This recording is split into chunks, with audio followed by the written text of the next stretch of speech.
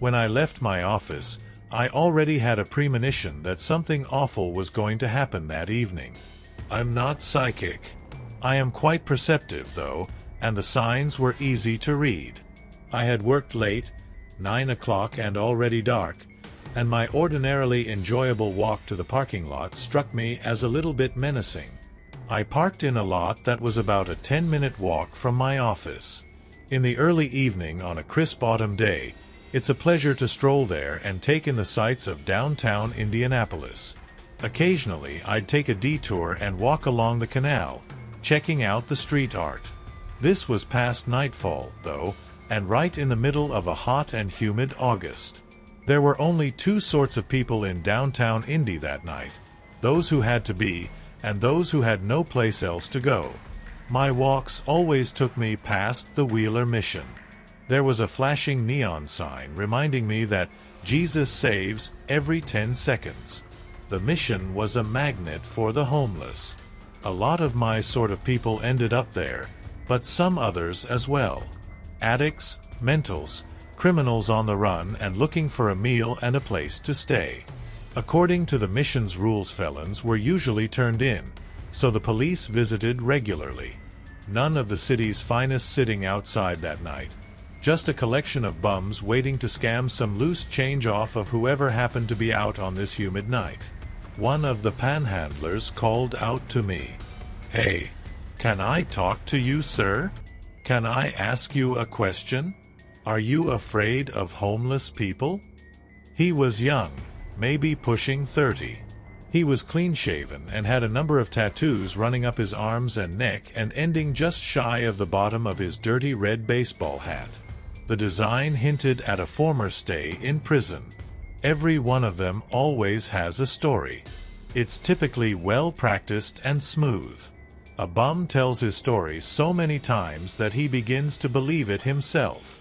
He gets into his character and will debate at length on the subject of why he needs money. The stories can get quite elaborate and sometimes amusing, if you have the time.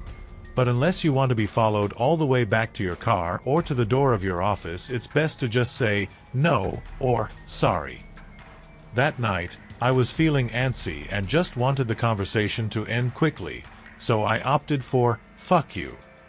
Story writing software Red Hat responded in kind. At first he stopped in his tracks, looking sort of stunned. Then he started following me. "You think you're better than me? Don't you walk away from me." Then he grabbed at the back of my shirt. That's when I knew for sure that things were going to end badly. I shrugged him off. I could have easily outrun him at that point, but I didn't. I don't know if it was pride or arrogance, or if it was due to the fact that I was tired, irritable, and in an excessively bad mood. I did start walking faster, though. I hoped that he would tire of the game and go back to his roost outside the mission. I hoped that the situation wouldn't go any further. Then I saw a chance to end the game. There were two routes to my car, one being along a well-lit, albeit virtually deserted street, and the other a slightly shorter route through a small alley behind the Robertson Parks Church. I aimed myself toward the alley. I could still hear Red Hat shouting behind me, but I was doing my best to ignore him. "Where you going, man? Stop. I want to talk to you," he said. I had a pretty good idea that when he saw me heading towards the alley, he thought that he had me beat. How stupid did he think I was? I knew that once we were alone, I'd have the upper hand. I could either disappear into the shadows or, if necessary, kick his ass. What I didn't know, however, was that he had a couple of friends waiting for him. They must have seen us head off and circled around the block. It's like they were expecting me to walk through that alley. For them, it was the perfect place for an ambush. I'll have to admit that I was startled when I first saw them. I had allowed myself to get too distracted, not only by Red Hat, but by the anxiety that I'd been experiencing since leaving my office. The two buddies, dressed similarly and tattooed like Red Hat, stood at the far end of the alley. In addition to seeing their silhouettes, I could smell them from where I stood. I stopped dead in my tracks when I saw them. Red Hat closed the distance behind me and pushed me further into the alley. Then the other two approached and boxed me in.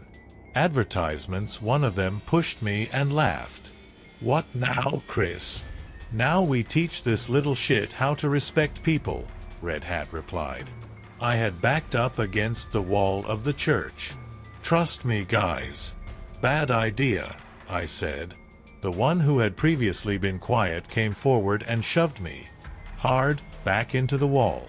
I remember feeling the back of my head bounce off the brick. Then he punched me in the stomach. As he drew back his arm to get ready for another swing, my arm flew out and I grabbed his head, palming his face like a basketball. I pushed backward and twisted his head as he fell. That's when I saw Red Hat's knife. Red Hat had drawn his arm back as if he were going to pitch a softball underhand. He had the point of the knife aimed at me. He lunged, but I managed to grab his wrist and deflect his thrust. At this point I could no longer see the first of his two buddies, the first to punch me, but the other one landed another blow directly to my nose. That diverted my attention long enough for Red Hat to bring his knife around for another attempt. 1,000 thoughts were racing through my mind. How could I have let myself get drawn into that situation? Why did they pick me? Why that night? How was it going to end? How was I going to handle the cleanup after it was over? Between all of the distractions and the surprise punch to the face, I must have missed seeing the knife until the last moment. It sunk deep into me, low, directly below my ribs and angled upward into the place where a normal man would keep his liver. The guy had been in fights before. He was a pro. I felt pressure, but not any actual pain. Then I felt myself becoming very hot and my vision faded to white. When the numbness went away, I surveyed the scene in the alley. One of the guys, the one who managed to land a punch on my face, was running around the corner of the church screaming. Around me, there was blood all over the ground and even sprayed up onto the wall of the church. The guy whose face I had grabbed was lying prone nearby, his head cocked at an unnatural angle. His neck was clearly broken. It was Red Hat who surprised me most. He was lying at my feet, eyes open, mouth frozen in a perverse smile, and throat ripped open. He looked like he'd had a date gone bad with a table saw. And all I could think of was how long it had been since I'd last eaten. Dear R. I can no longer trust my own decisions. As you hear my story, you will understand why. Right now, it will be enough to say that I can't focus, my thoughts are racing, and my emotions are taking over. I'm in no condition to make the sort of decision that's necessary, and so I'm asking for your help. Story writing software, I'm putting my unconditional trust in you. In order for that to happen, you have to trust me entirely. And the only way that can happen is if you know the truth. At this point, I have no doubt that you believe I'm insane, and you might be right. To a point, I believe that you'll hear me out, though, if for no other reason than to find out how far gone I am. I sincerely believe that by the time I've said what I have to say, you'll believe me, if not before then. Since others are involved, I'm putting their lives in your hands, too. You must never repeat this to anyone. I'm laying a great burden on your shoulders, but you owe me. I don't need to remind you why. Just about every form of life begins in an embryonic stage. Interestingly, when we are in our embryonic stage, we have two hearts. Two hearts. Can you believe that? This heart primordia, as it's called, eventually fuses together into one heart with 4 chambers. Embryologists at the University of Indiana performed an experiment in the 1930s in which they kept the heart primordia from fusing in embryonic frogs. Amazingly, the frogs grew up with 2 hearts. They had extensive genetic damage, though, and didn't live very long. But imagine for a moment that the same thing happened in nature, with greater success. Imagine that the heart primordia never fused in the embryo of an otherwise ordinary man. He could theoretically develop two hearts. Not that far-fetched. Humans have many redundant organs. 2 lungs, 2 kidneys, 2 eyes. Are you with me so far? The body is a system, and that system normally runs at full capacity, so the addition of a second heart alone wouldn't make much of a difference. But there is an added potential. Suppose that this new creature, and I call it that because now we've taken a leap of faith and are no longer talking about your unremarkable Homo sapiens, also develops a system that can exploit this additional power plant, much in the same way that an athlete can train his body to function at higher levels. It would require larger lungs, or perhaps even a third lung to provide additional oxygen. Other organs might be affected, altered, enhanced, or even eliminated. The end result would be a creature possessing unimaginable strength, speed, and endurance. You can see where I'm going with this, can't you? Such creatures do exist. This is as much of a fact as the sky is blue. I not only believe it, but I can prove it. Will prove it to you in due time. I wish that I was there with you now, so that I can more accurately gauge your reaction. I'll have to rely on your inquisitive nature and assume that you'll continue reading. Since I've told you this much already, I may as well elaborate further. God, in all his goodness, had gone so far as to create these beings. Then Mother Nature threw in her own cruel little trick. You see, that second heart needs a way to get vital oxygen and nutrients to cells, and that way is through blood. Plasma to carry nutrients and red cells to carry oxygen. Blood is produced in bone marrow and spleen. An average, healthy man is blessed with just enough blood-producing tissue to sustain him. These creatures, however, being approximately the same size, don't have the ability to produce any more blood cells than a normal man. Yet their 2 hearts continue to feed their bodies in overdrive. Left in that state, they would literally starve or suffocate. Nature is also forgiving. Taking advantage of their physical mutation, they have the ability to absorb plasma and red cells from the ingestion of the blood of other living creatures. The mechanism by which this works is too specific to go into. It wouldn't interest you anyway. Not at this point. And so these pseudo-men have evolved, exploiting their superhuman strength and abilities to become the perfect hunter. After all, other living creatures aren't too keen on the idea of donating their own blood to sustain the lives of these things. I call them things because that's what normal men consider them to be. Fiends. Monsters. I'm certain that you know what these creatures are. This fabulous, complex species, Homo sanguineus, no less God's children than their human brothers, hated, abhorred, have come to be called vampires. But they are real, and I can prove it. There comes a time in every vampire's seemingly endless life when he reaches an age at which he begins to question his choices, doubt his past actions, wonder what mistakes he will continue to make in his future. Call it a midlife crisis. At this point, one of 2 things usually happens. A vampire can accept who and what he is, or he can go insane. The latter more often than not ends in some form of suicide. Vampires are not truly immortal. I think that a more appropriate term would be unmortal, if there were such a word. Immortal suggests that they live forever, and that's just one of many myths about vampires. They are not graced, or perhaps I should say cursed, with eternal life. But they do live a very, very long time. And that leads to the especially worst aspect of being a vampire. They are almost guaranteed to outlive everyone they love, the human ones anyway. Think about it. Having to experience the death of all of your friends, making new friends, and seeing them die also over and over and over again. It's right around the time that they begin to lose their second generation of friends that they realize what's happened, and worse, that it will happen again. Think about that for a moment, And take my word for it that no matter how many funerals you've been to, it doesn't ever get any easier. It helps to believe that there's an afterlife. Having your friends die off is only one of the things that a vampire will think of when he hits this age. He begins to think of all the things he's missed out on. Sometimes he'll choose to never enter a relationship with a human because he fears what will eventually happen. Then he'll wonder if he made a mistake by deciding on following that path.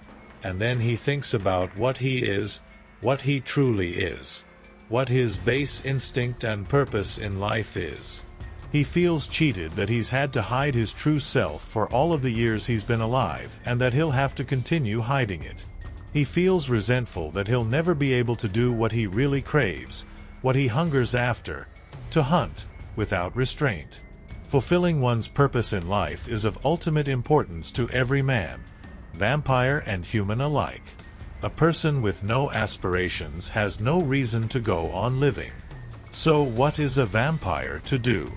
His core desire, his meaning of life, is considered morally repulsive. Isn't it? After living amongst humans for most of his life, he takes on their values, and most vampires agree with acceptable human opinion. How is it that older vampires can hunt so easily with no heaviness on their consciences? It's during this midlife crisis that they begin to sort things out. Most vampires, like most mortals, can eventually come to grips with whom and what they are. Some turn to religion. Sometimes it takes a good psychiatrist or regular sessions with a therapist to help them out. For most vampires, this means that they must abandon their empathy with mortals' ideas of morality, not implying that vampires do not have their own set of moral standards. This greatly increases the contentment with which they can live out the rest of their lives. The bulk of the remainder can never come to terms with what they are and can never accept what they need to do to achieve peace of mind.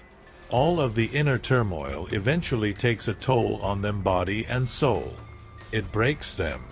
There are a lucky few that can recover after a breakdown, but the rest end up in institutions or commit suicide.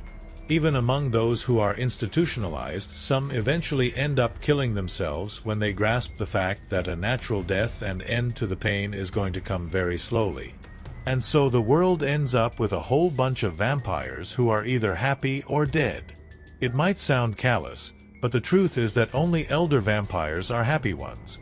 And while the idea of a bunch of happy vampires living amongst them might not make humans feel completely at ease, it's a whole lot better than the alternative. You see, every once in a while, one slips through the cracks. A vampire who goes mad but somehow ends up running loose like a kid in a candy shop. The most dangerous type of vampire that exists, perhaps even more feared than the Nosferatu, is a rogue. So, how does one deal with a rogue? He must be disposed of. The question is, how do you go about hunting the most perfect hunter that nature has ever produced? You're certain it was a total blackout? Yes, completely. One minute I was walking through an alley and the next, I realized that I was somewhere else. And I don't remember how I got there. I said, appreciating the fact that I almost said something I'd regret. Dr. Shelton knows that I have problems, but as far as she's concerned, they're related to a fairly common mental disorder, a diagnosis of rapid cycling bipolar disorder with mixed episodes. This can be a dangerous combination, she once said. She shifted in her seat. Have you had any other psychotic episodes? Never. That topic has always been a favorite of mine. First, you should understand that the word psychotic isn't really as bad as it sounds. Many people associate it with crazed killers and wild-eyed maniacs. It means nothing of the sort. Psychotic thinking merely refers to episodes that consist of a break with reality. Hearing voices, having hallucinations, lost time. I say it's a favorite topic, but it's actually more of a pet peeve, because the good doctor always starts her sessions with questions like, have you been seeing or hearing things that aren't really there? It's become cliché to reply with, Doc, If I'm seeing and hearing them, how would I know if they're not really there? Now, you know that's not true, she said. You've had plenty of blackouts and lost days preceding some of your hospitalizations. That's why I ask. If there's a psychotic break coming, we might be able to head it off. I had to choose my words carefully. I meant, never like this one. It wasn't just hazy, it was a total blackout. I did things that couldn't remember. You said that you were alone. How is it that you know what you did during your blackout? Friends? Witnesses? Now she was writing. Writing is bad. I gave up. I don't know, doctor. Don't pay attention to anything I say. I don't even trust myself lately. Maybe I'm just not getting enough sleep. I took off my sunglasses. Even though I always wore them inside her office, she never questioned them. Probably chalked it up to an eccentricity. I'm sure many of her patients had quirky habits. Now she saw the dilated and irregularly shaped pupils that I'm always trying to hide. She seemed startled. Whoa. Sorry for being frank, but I've never seen anything like that before. What's up with your eyes? She leaned forward to get a better look.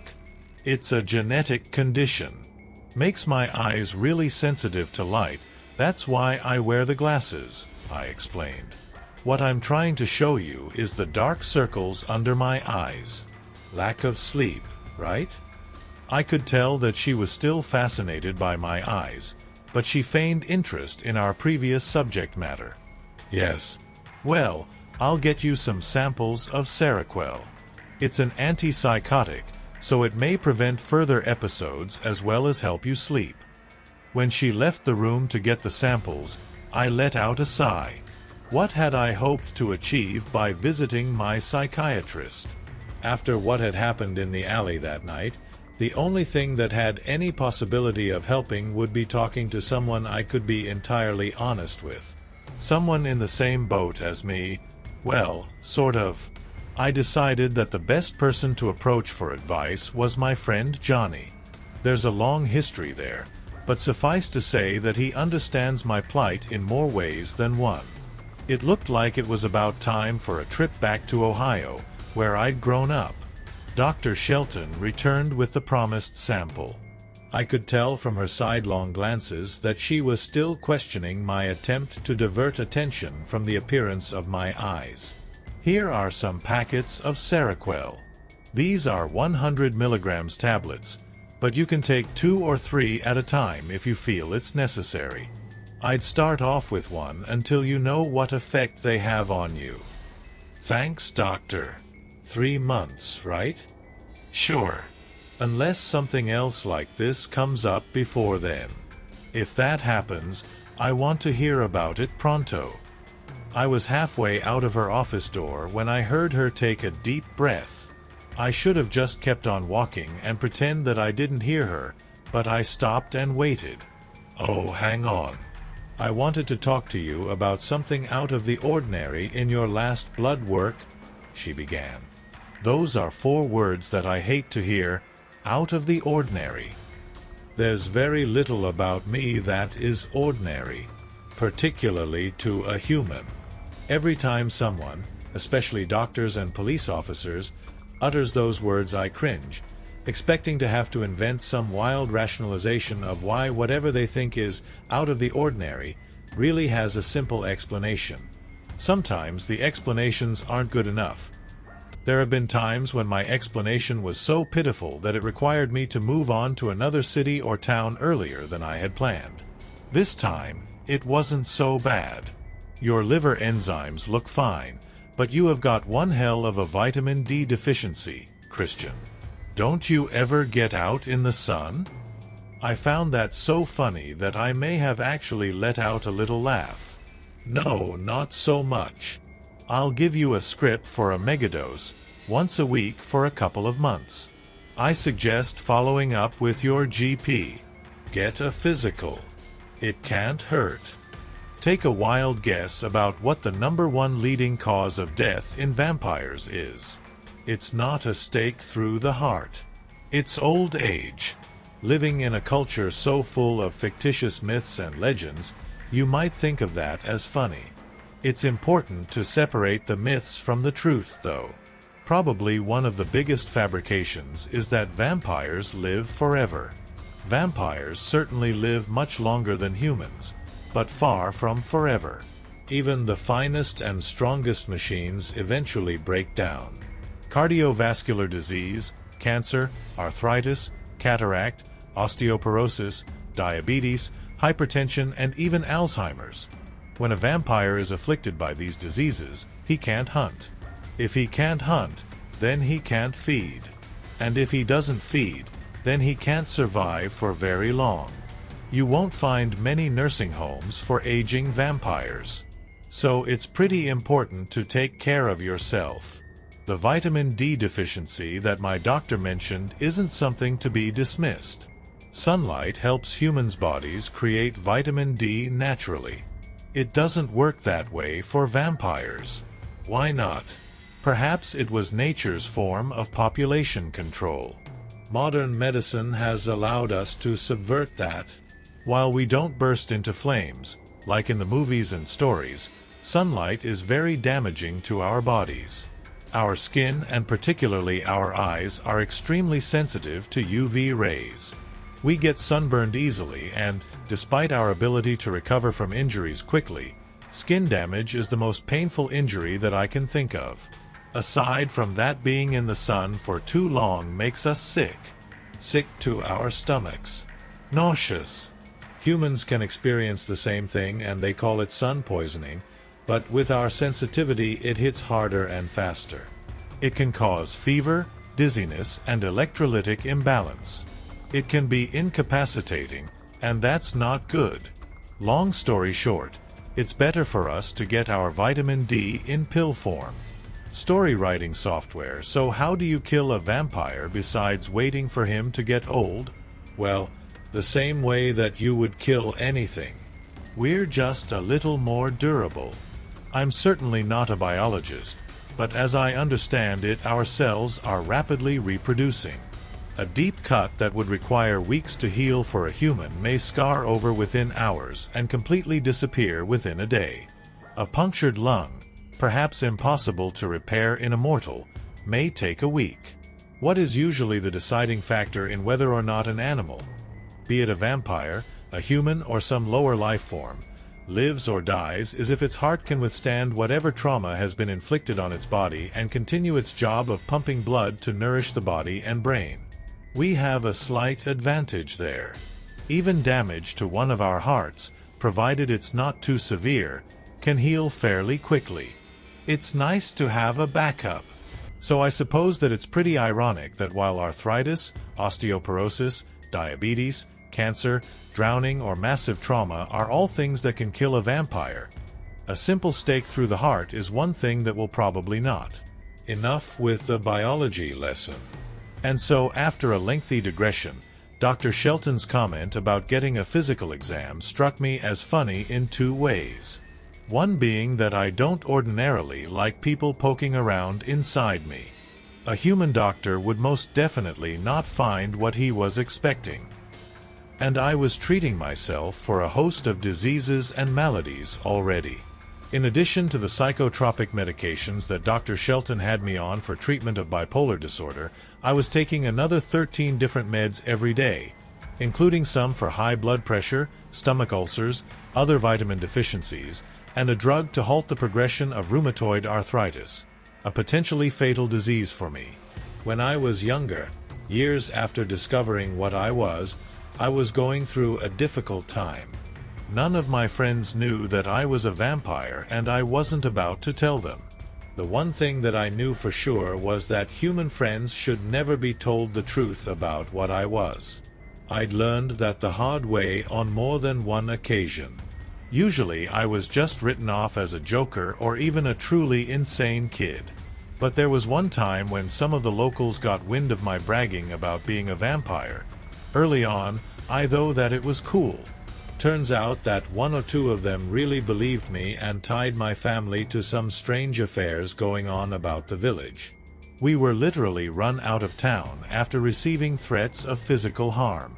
I think that people were looking for a scapegoat and we provided a convenient one, but I shudder to think what may have happened if things had progressed further. During my adolescent years, I finally couldn't keep it bottled up any longer. I wrote a long letter to one of my friends and pleaded for his secrecy. I told Johnny everything. I mean everything. I delivered the letter and waited. Days went by, giving me enough time to regret my rash decision. Just when I thought he'd written me off as a fool, Johnny called me. "Are you stupid? Nuts. What the hell are you telling all of this to me for?" he said.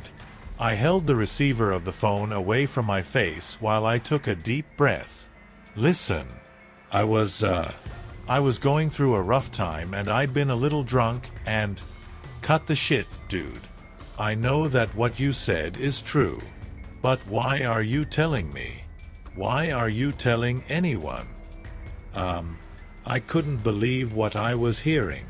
Like I said, I was a little desperate and... the truth? You believed me? I hadn't been prepared for this situation. Of course I believed you. I could smell it on you.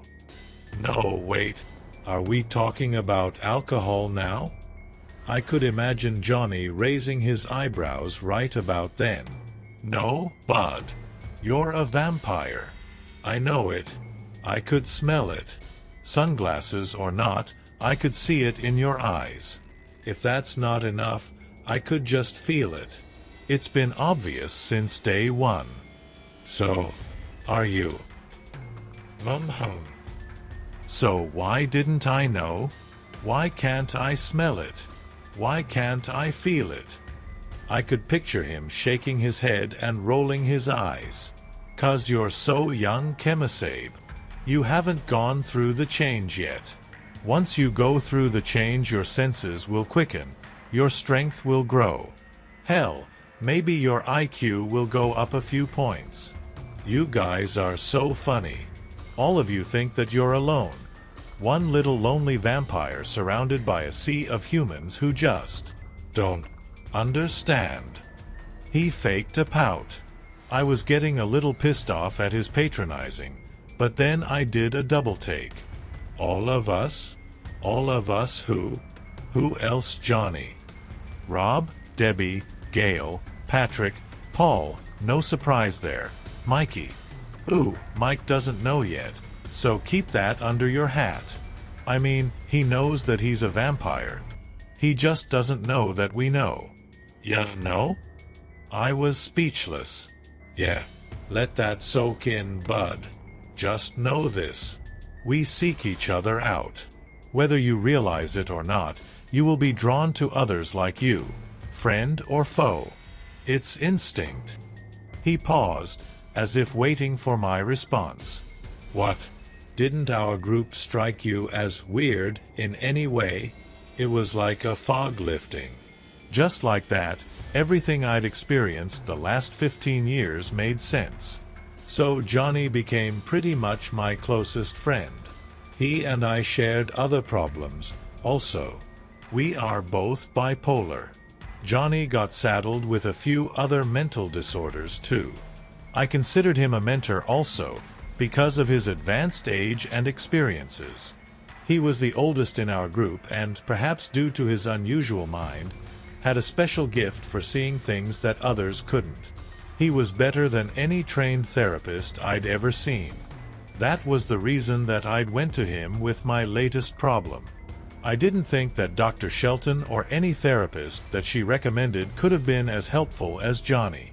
In addition to his unique insight, I could be completely honest with him. If I'd ever tried to explain the whole vampire thing to a doctor or therapist, we'd never make it past "Tell me about your mother," before I ended up in a psych ward. He or she would assume that I was delusional. It had happened before. Despite Johnny's consideration, I had some unease approaching him about this particular problem. I was sort of embarrassed to admit what was happening. Lord knows that I've done a lot of things that deserved more shame. Nevertheless, that was how I felt. All the same, I attempted to put that aside and dove into my story. Story writing software Johnny was short and compact, yet very muscular. He built himself up being a drummer for the last who knows how many years. He wasn't the troll he was made out to be by some, but he wasn't exactly easy on the eyes either. On the day I visited, he was dressed in shorts and a tank top, pretty much standard uniform for him. At least he was wearing pants. Johnny is a legend in his own time for not wearing pants. We met in his one-room flat in Streetsboro. He reclined on a mattress on the floor, arms behind his head, trying unsuccessfully to refrain from smartass comments while I spilled my guts. "So here's how it is, bud. I've got this problem."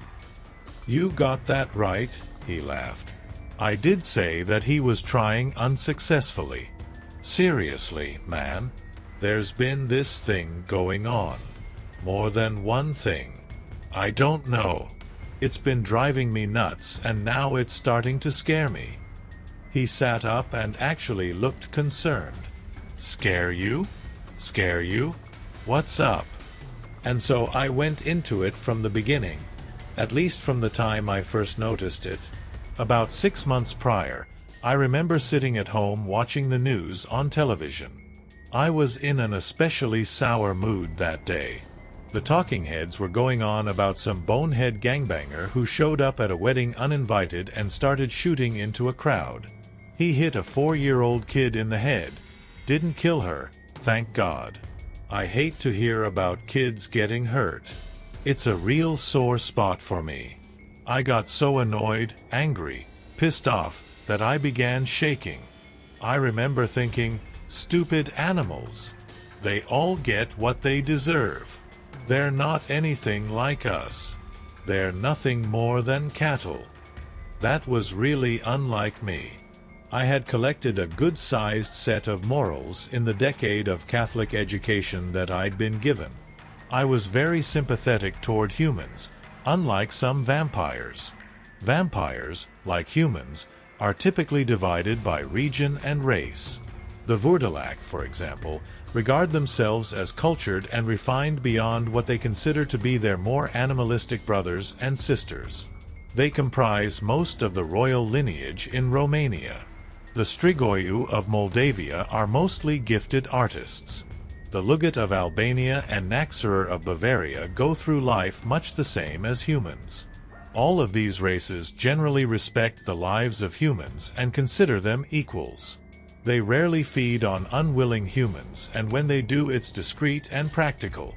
I make a point of saying unwilling humans, because there are those who are aware of the existence of vampires and, for one reason or another, choose to willingly provide blood. There are others, though, who have a complete disregard for humans. Vampires who consider the human race a lower life form, much like livestock, whose sole existence is meant to provide nourishment for them. The Krvopajak, or Unholy, of Bulgaria are one such race. They are strictly night breed, never appearing in daylight. The Brukalak, originating in Greece, are a particularly nasty sort. They are considered excommunicate and shunned by most other vampires. They are emotionally and mentally unstable. And then there's the Nosferatu, the old ones. A true embodiment of some of the stereotypes attributed to vampires. They may be truly immortal. At least no one can think of a Nosferatu ever being born or ever dying. They are monsters, evil incarnate. And yet even these spiteful creatures are very careful with their feeding habits. Letting humans become aware of their existence would be detrimental to survival in many ways. They would be sought out, they would reveal the existence of other vampires, humans would be more alert to their existence, and ultimately it would have damaging consequences on the species as a whole. Because of these reasons, to be careless when hunting may well bring down the wrath of other vampires as well as humans. Being a descendant of both Voordelac and Brukalak lineage, I've always been careful to watch for signs of the instability inherent with my more animalistic bloodline. I believe, however, that one's behavior is a product of their upbringing and circumstances, not something determined solely by genetics. So you can understand why the sort of outburst of rage that day concerned me. Johnny rolled his eyes. So what's the big deal? We all get angry sometimes. Not me. Not like this. You sure it's not just a bipolar thing? You still taking your meds? Johnny, you more than anyone should know about bipolar things. And yes, I'm taking my meds and they've been working great. He pondered that for a bit, then said, "Okay then. Chalk it up to a bad day and forget about it." Jay, what about the whiteout? And it wasn't just a bad day. That wasn't the only time it's happened. That grabbed his attention. I told him about some of the other times, ending with my experience in the alley with the homeless guys. Just remembering the episode made my stomach feel uneasy. And yet, it stirred some other feelings in me. Something dark.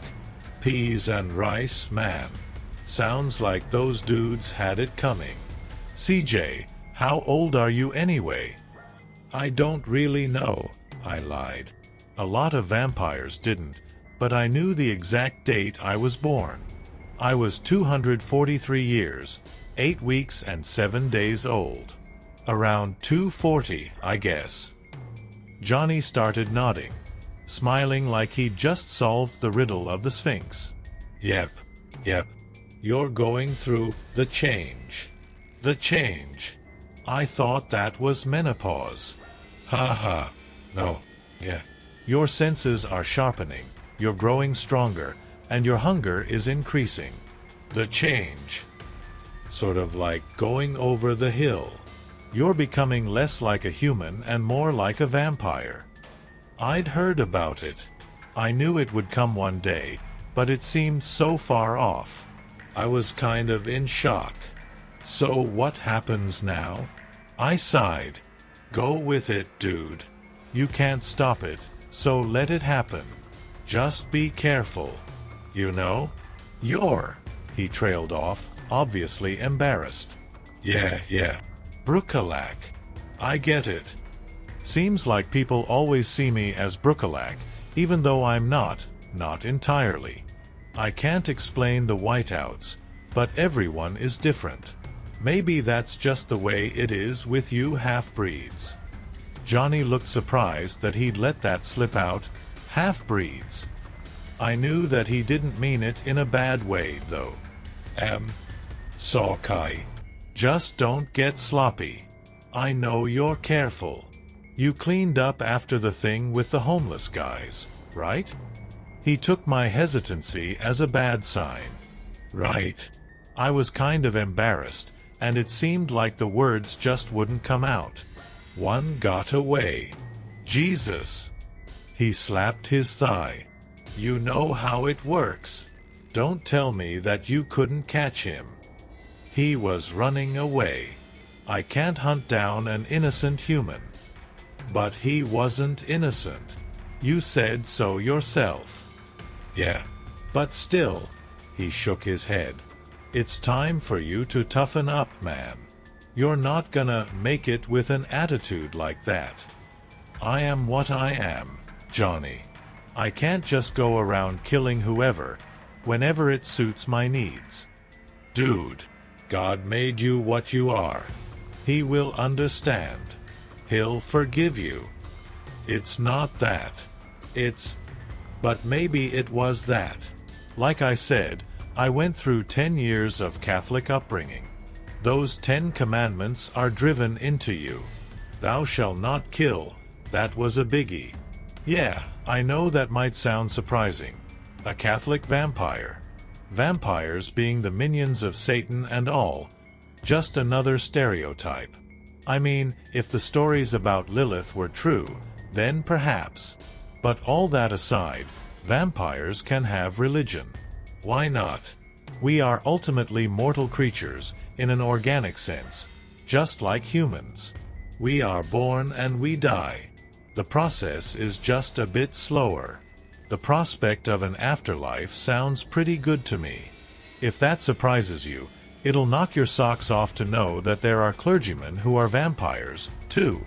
Not really a shock to me, but it definitely crushes any thoughts of satanic ties that one may have.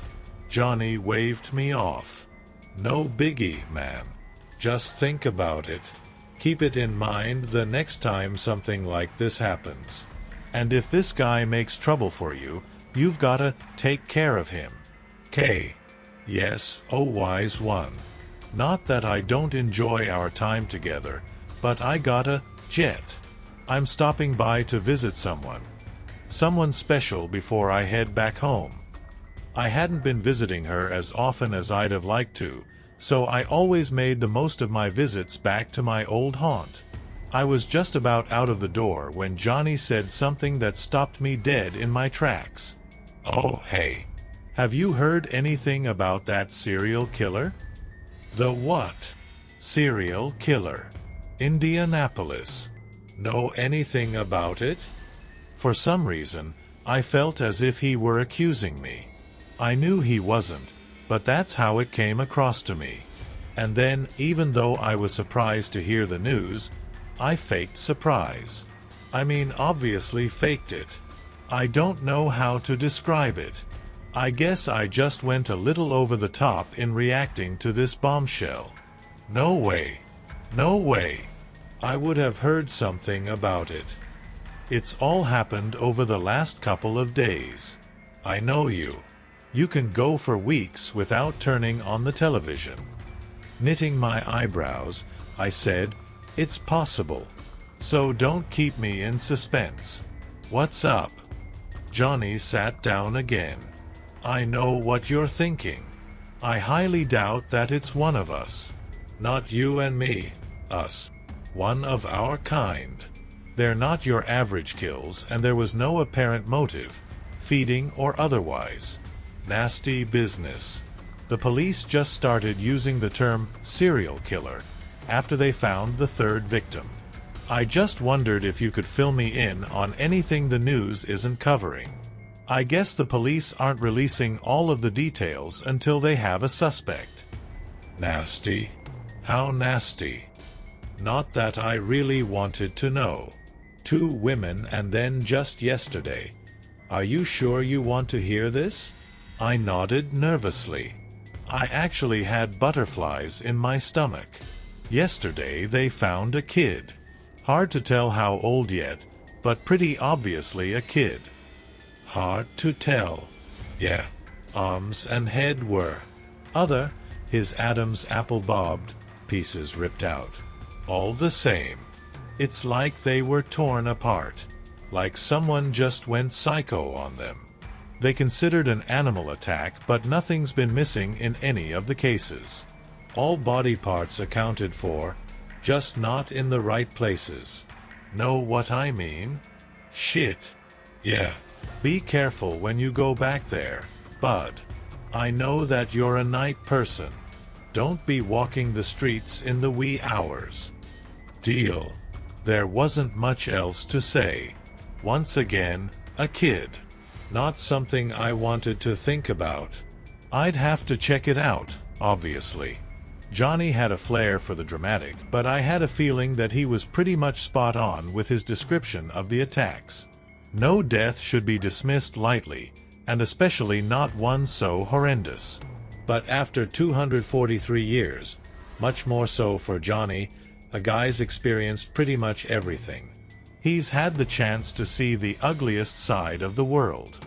So we weren't dismissing the issue that easily. But it wasn't anything to marvel at. I gave Johnny a knowing look, and with a hug, a hand bump, and a peace sign, I excused myself. Johnny shot me a sympathetic look. Give her my best, man. I will, Johnny. I will. As I drove south on the shady 2-lane road alongside the canal, the memories began to flood back. A few were bitter, but most were good. I found myself wishing that it were autumn. That would have made it just perfect. The Cuyahoga Valley National Park, just the valley to me, is always beautiful. Every season puts its own decoration on it, but autumn is my personal favorite. It's my favorite time of year. Not just the colors of the autumn leaves, but the smells, the cool air, and the memories all of it brings back. I had just passed the aqueduct, which carries the canal over Tinker's Creek. That was my usual landmark. The cemetery was becoming more and more difficult to find, especially since the National Park Service took over what was formerly called the Valley Natural Recreation Area. Much of the area was returning to its original state, signs of civilization disappearing. I pulled the car over as close to the guardrail as I could get and began looking for the small bridge over the canal. It wasn't in very good condition, but venturing it was a better option than wading through the 4-foot-deep brackish water. They'd closed off the feeder chutes to the canal, so fresh river water from the Cuyahoga wasn't replenishing the murky canal water regularly. Most of the year it remained that way, gathering silt and algae. They only opened the chutes twice a year to top off the canal water since it seeps out over time. The last of those occasions was in the spring, so the water had been stagnant for almost 6 months. The bridge was a little overgrown with vegetation, but easily passable on foot. Once I crossed the canal, the path was easy enough to find. The doubtless constant trips by children and teenagers searching for the legendary haunted cemetery had kept the plant life from growing along the trail. I was soon standing at the base of the hill leading up to the graveyard. It was a steep hill and a long walk, a little too long for some. It should have been no trouble for me. Nevertheless, my legs felt weak on the way up. I spoke about memories earlier.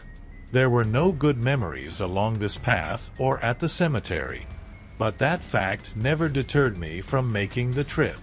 An Ottawa tribe originally occupied the land at the top of the hill. In the late 1700s, they moved from the area. They may have been driven off by other tribes, or perhaps it was the influence of the arriving white settlers. In the spring of 1786, Moravian missionaries came upon the abandoned settlement and decided to make it their temporary home while they regrouped and accumulated supplies before continuing their journey west. They named the settlement Pilgeru, which is German for Pilgrim's Rest. The Moravians planted crops, built cabins, and even raised a church. Something strange happened, though, because only 10 months later, without warning, they gathered at the banks of a nearby creek and walked away, leaving everything behind.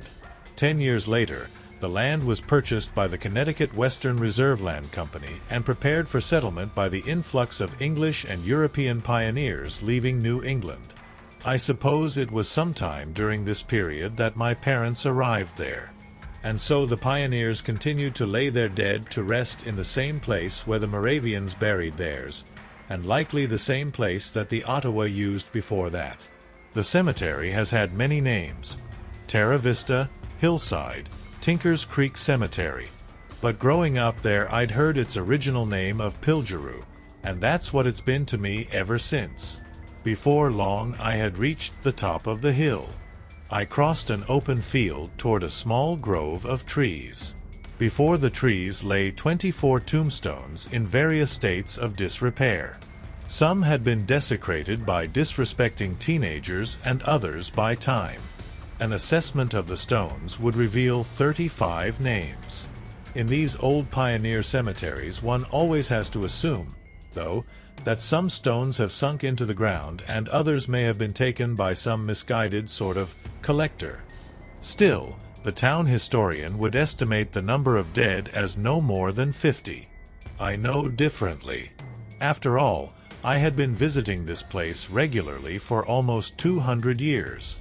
I know that the site had also been used as a mass grave for Irish immigrants who were killed or had died throughout the construction of the Ohio Canal. No one thought that their grave was important enough for even one small marker. As I passed between the stones, I read many familiar names.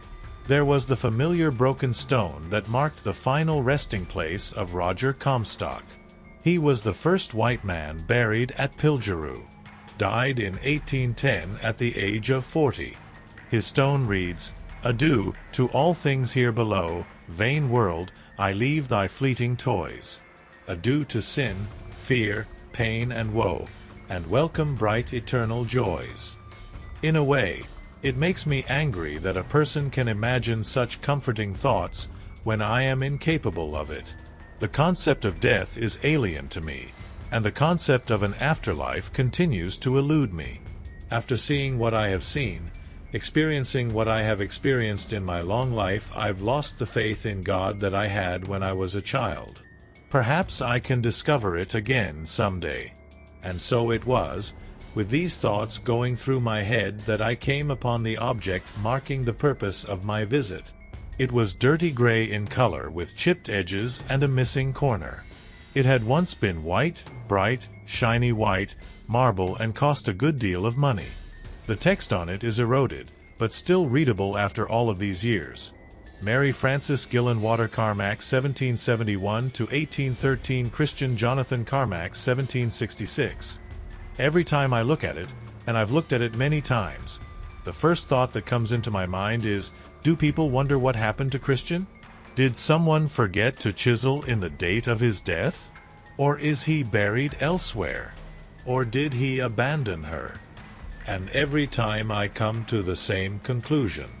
Though it may not make much sense, I reason that yes, he had abandoned her. If not in life, then in death. I abandoned her. Mary Frances was 14 years old when we first became friends, 17 when we married. I had been 22 years old at the time. Really 22.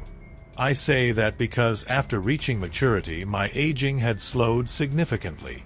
I would end up having to pass myself off as being in my 20s for the next 60-odd years. Mary was my first human friend, my first love, my first wife, and regrettably the first loved one that death had taken away from me. Mary Frances passed away at the age of 42, afflicted by rheumatic fever. In some twisted way, I had always considered her lucky. While she knew the truth about me and what I was, it remained a secret to others. Soon it would have become harder for her to explain away her husband's youthful looks. I imagine that it must have been difficult for her. I told Mary the truth about myself years before we married. It took almost 6 months before she truly believed me. There was the matter of fangs, of course. Where were they? After listening to all of the folklore about vampires, people had imagined us to have 2-inch-long teeth that we'd use to pierce the throats of our victims. In reality, my canine teeth, barely 1/4 of an inch longer than the others, weren't as convincing. Others had always assumed that the slightly pronounced, slightly sharper canines on both top and bottom were an ordinary trait in people from our portion of the Eurasian steppe, whichever portion that may be. Over time she learned all of the truths about me, and over the 25 years of our marriage she learned just about everything that I knew. Remember that I myself was still growing up. She discovered how vampires live at the same time that I did. Mary Frances never pointed out any of my differences or compared me to humans at any time. Life for us was completely ordinary, as if nature had intended it to be that way. If all humans and vampires could get along that way, we wouldn't have to hide our identities and mortals could dispel their fears. I looked down at her grave. If I could trade, I would happily. At least that way I would know that, if there were an afterlife, we would be together soon. As it is, I'd be destined to walk the earth for at least another 450 years. Close enough to an eternity. Would she even remember me? Well, all theology and semantics aside, that's a ridiculous question. And so, as it had been for the past 196 years, I began our one-sided conversation. Hello again, Mary Frances. My love. I was morose, but after this long there were no more tears left. I'm in a real pickle this time. Johnny says that it's a midlife crisis, but I'm just not so convinced. I think there may be something wrong with me. More wrong with me. God knows that there's already enough about me that's wide off the mark. But this time I'm worried. Not worried about my physical health, but my mental health. Well, not even that really. I've been dealing with mental health issues all of my life too. Maybe it's better to say emotional health. I closed my eyes and took a deep breath. Am I a good person? Really, decently, morally good? I killed 2 men a few days ago. It's not the first time it's happened, and I realize that sometimes there's no choice, but this time it was like I wasn't even in control. It wasn't a conscious decision. It must have been instinct. Johnny said that we change as we get older. Our true nature begins revealing itself. We begin acting more instinctually. I'm not so sure that I'm comfortable with that. I don't know. I thought of moving on, leaving Indy, maybe coming home, but wherever I go, there I am. I sighed. I think I'll stay in town for a while, though. Catch up with old friends.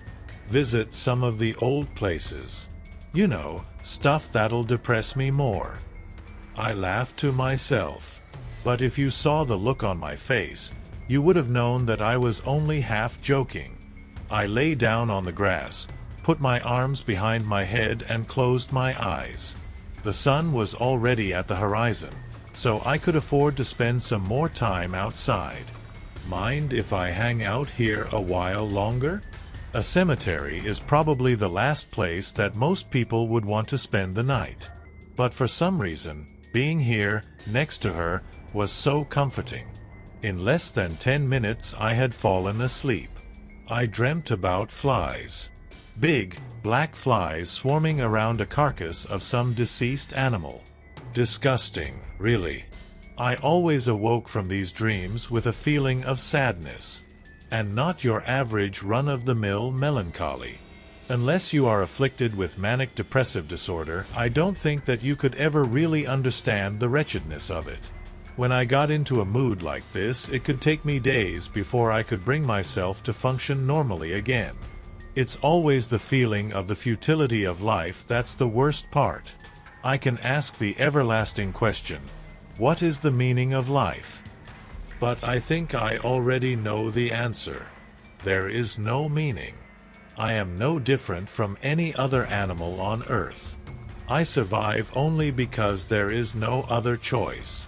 I'm part of the life cycle of the planet.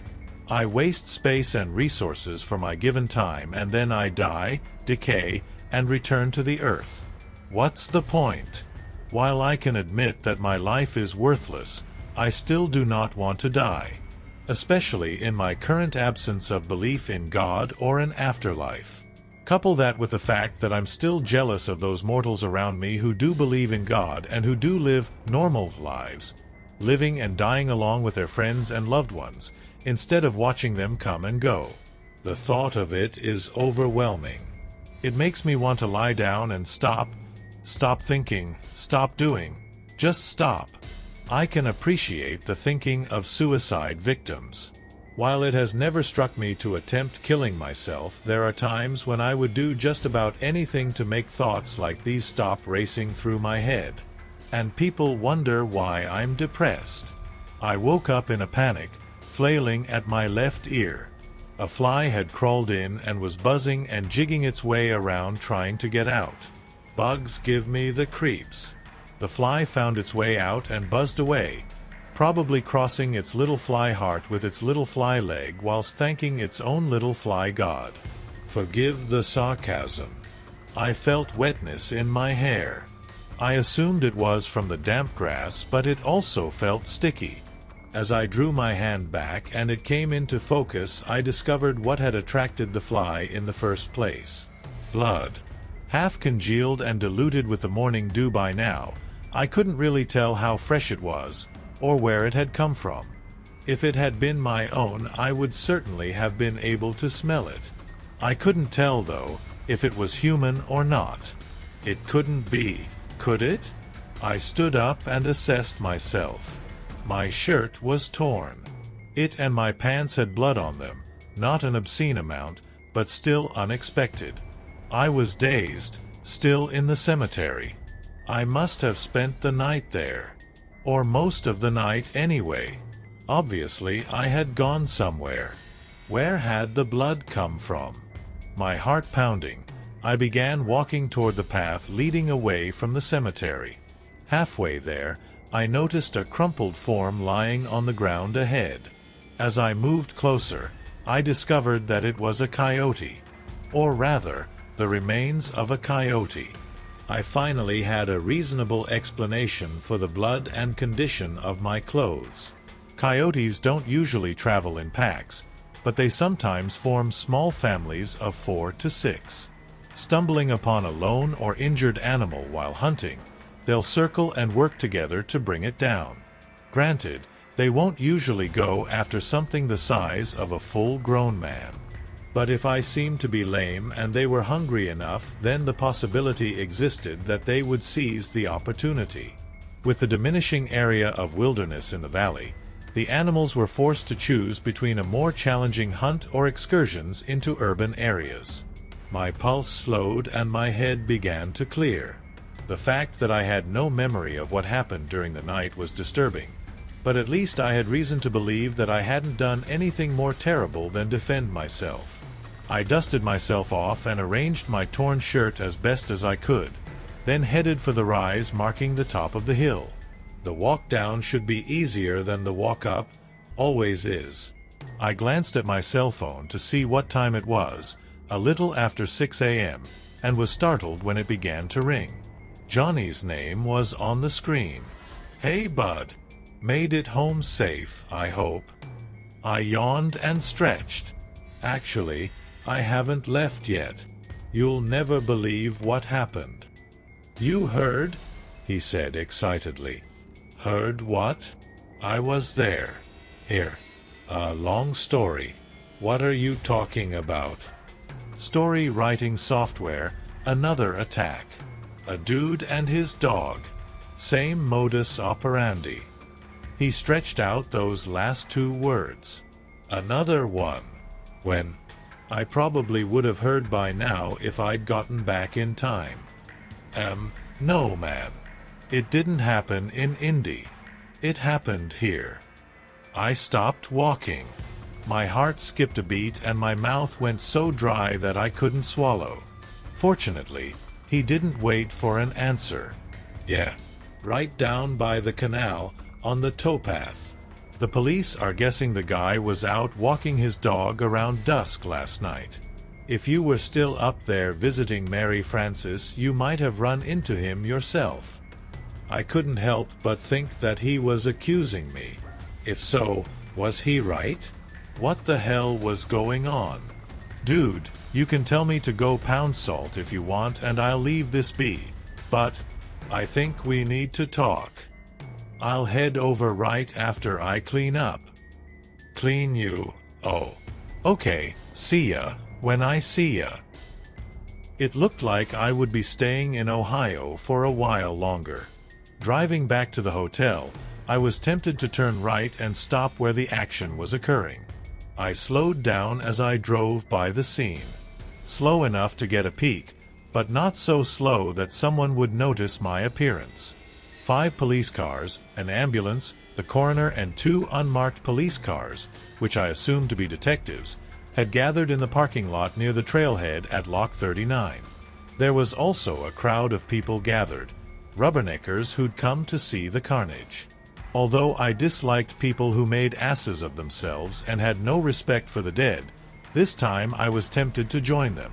Had I not been covered in mud and gore, I probably would have. My curiosity did get the best of me, however, and I turned around at the nearest cross street and doubled back. I passed the scene again, still not getting any better of a look than the first time. But I continued on down the road to the next trailhead. When I got there, and after a quick look around to make sure that no one saw me, I made a dash for the marsh on the other side of the towpath. My plan was to make my way back to Lock 39 hidden from view. I got back to the crime scene within minutes. I had expected something gruesome, but from my excellent vantage point I had a sharp view of something far more horrific than I had imagined. There were still pieces of flesh distributed on and around the path, and there were 2 officers standing in the canal with nets attempting to sieve out any more evidence that may have fallen in. They'd have to drain the canal soon to continue with the investigation. Quickly too, or the catfish that I know inhabit the canal would be stealing it away literally by the mouthful. It was almost impossible to tell what I was looking at. Were it not for the clothing still wrapped around some mangled limbs, I wouldn't have recognized it as a man. From the looks of it, and a distinct smell, the man's dog had been included in the attack. Even though it may sound callous, I felt more sympathy for the dog than the man. Humans communicate, they deliberate, and they make choices. But dogs just follow along blindly, trusting their entire lives to their masters. It's hard to explain. It ticked me off though. Killing dogs is taboo to our kind. Even the Brucalac avoid harming dogs. The police would probably eventually pass this incident off as some sort of bizarre animal attack. There were black bear repopulating the area, supposedly, though none had been seen yet. But in their hearts, people would know that even a bear would not be capable of this degree of a massacre. It would provide a convenient excuse, though. And even when something cannot be explained, people's need a sense of closure will allow them to accept even the lamest of theories. I knew better, though. This was clearly a display of violence that could easily be attributed to a really pissed-off vampire. I had to clean up, but where? I could not go to a motel or hotel looking like I did. I knew that I could trust Johnny, but for some reason I could not bring myself to go there. I didn't want the questions right now. Fortunately, my father lived nearby. I hadn't seen him in a while. Although he was a Brucalac, he was a quiet man. He kept to himself. After my mother died, he sort of holed up. He took care of himself, but he never searched for another love. As a Brucalac, he should have been an intense man, at his age killing without regard, but he was not. He lived a solemn life. I cannot imagine how at this point in time, but perhaps it will come to me with age. I had taken advantage of my long life and invested in stocks and bonds which gave me a comfortable living, but my father had not. He owned a modest double home in Garfield Heights, a suburb of Cleveland not far from the valley. Normally a 10-minute drive, it took me closer to half an hour as I stuck to the back roads and side streets. All I needed was to be delayed at a stoplight and have someone look over at me. It seems like everyone has a cell phone these days, and if spotted it wouldn't be long before I would be explaining myself to the law. When I arrived at my father's house, I rang the bell at the side door. No answer. But his knees had been bothering him recently, and I wasn't surprised if it took him a while to get to the door. He usually left it unlocked, but it was not at this time. After several tries at the bell, I knocked at the door. I waited what seemed like an appropriate amount of time, and then decided to let myself in rather than linger in the driveway waiting for a curious neighbor to see me. I knew from previous experience that my father kept a key hidden behind a joist under the rear porch. I pulled aside the wood lattice covering the crawlspace, reached under the eave, and fumbled around for a bit before feeling the cool metal. I retrieved the key and used it to unlock the door, then returned it to its hiding place, replacing the lattice afterward. When I entered the house I called out but received no response. After a quick search I gathered that he was not home. He was probably either out doing his grocery shopping or he had gone to the cemetery to visit with my mother. Possibly both. Using a wall-mounted button inside the doorway, I opened the garage door and quickly pulled my vehicle inside. Again, I didn't want to invite the prying neighbors to wonder about the strange car in the drive, especially as they probably knew that my father had gone out. Sure enough, when the garage door opened, I noticed that my father's vehicle was missing. I pulled my car into the garage. Cleaning it up would have to wait. In the interim, a spare blanket taken from the utility shelf and thrown over the seat would have to do. I guess that the extra cost for Scotch-guarding the upholstery was money well spent. I closed the garage door and headed back inside, locking the door to the house behind me. As I mentioned, the house was a duplex. It consisted of 4 stories, a fairly large attic space, an upper apartment that was currently unoccupied, a lower apartment where my father lived, and a finished basement where he had his workshop. He fills his time now with woodworking. All of the floors were accessible from the back stairwell. I knew that there was a laundry room and shower in the basement, so in order to leave as little mess as possible, I headed down the steps. I removed my boots and stripped off my blood-stained clothes. The boots were pretty much a lost cause. A shame, since the only place that I've been able to get them is a shop down in San Marcos, Texas. I have to order them and have them shipped, meaning that it could take a while before I got another pair.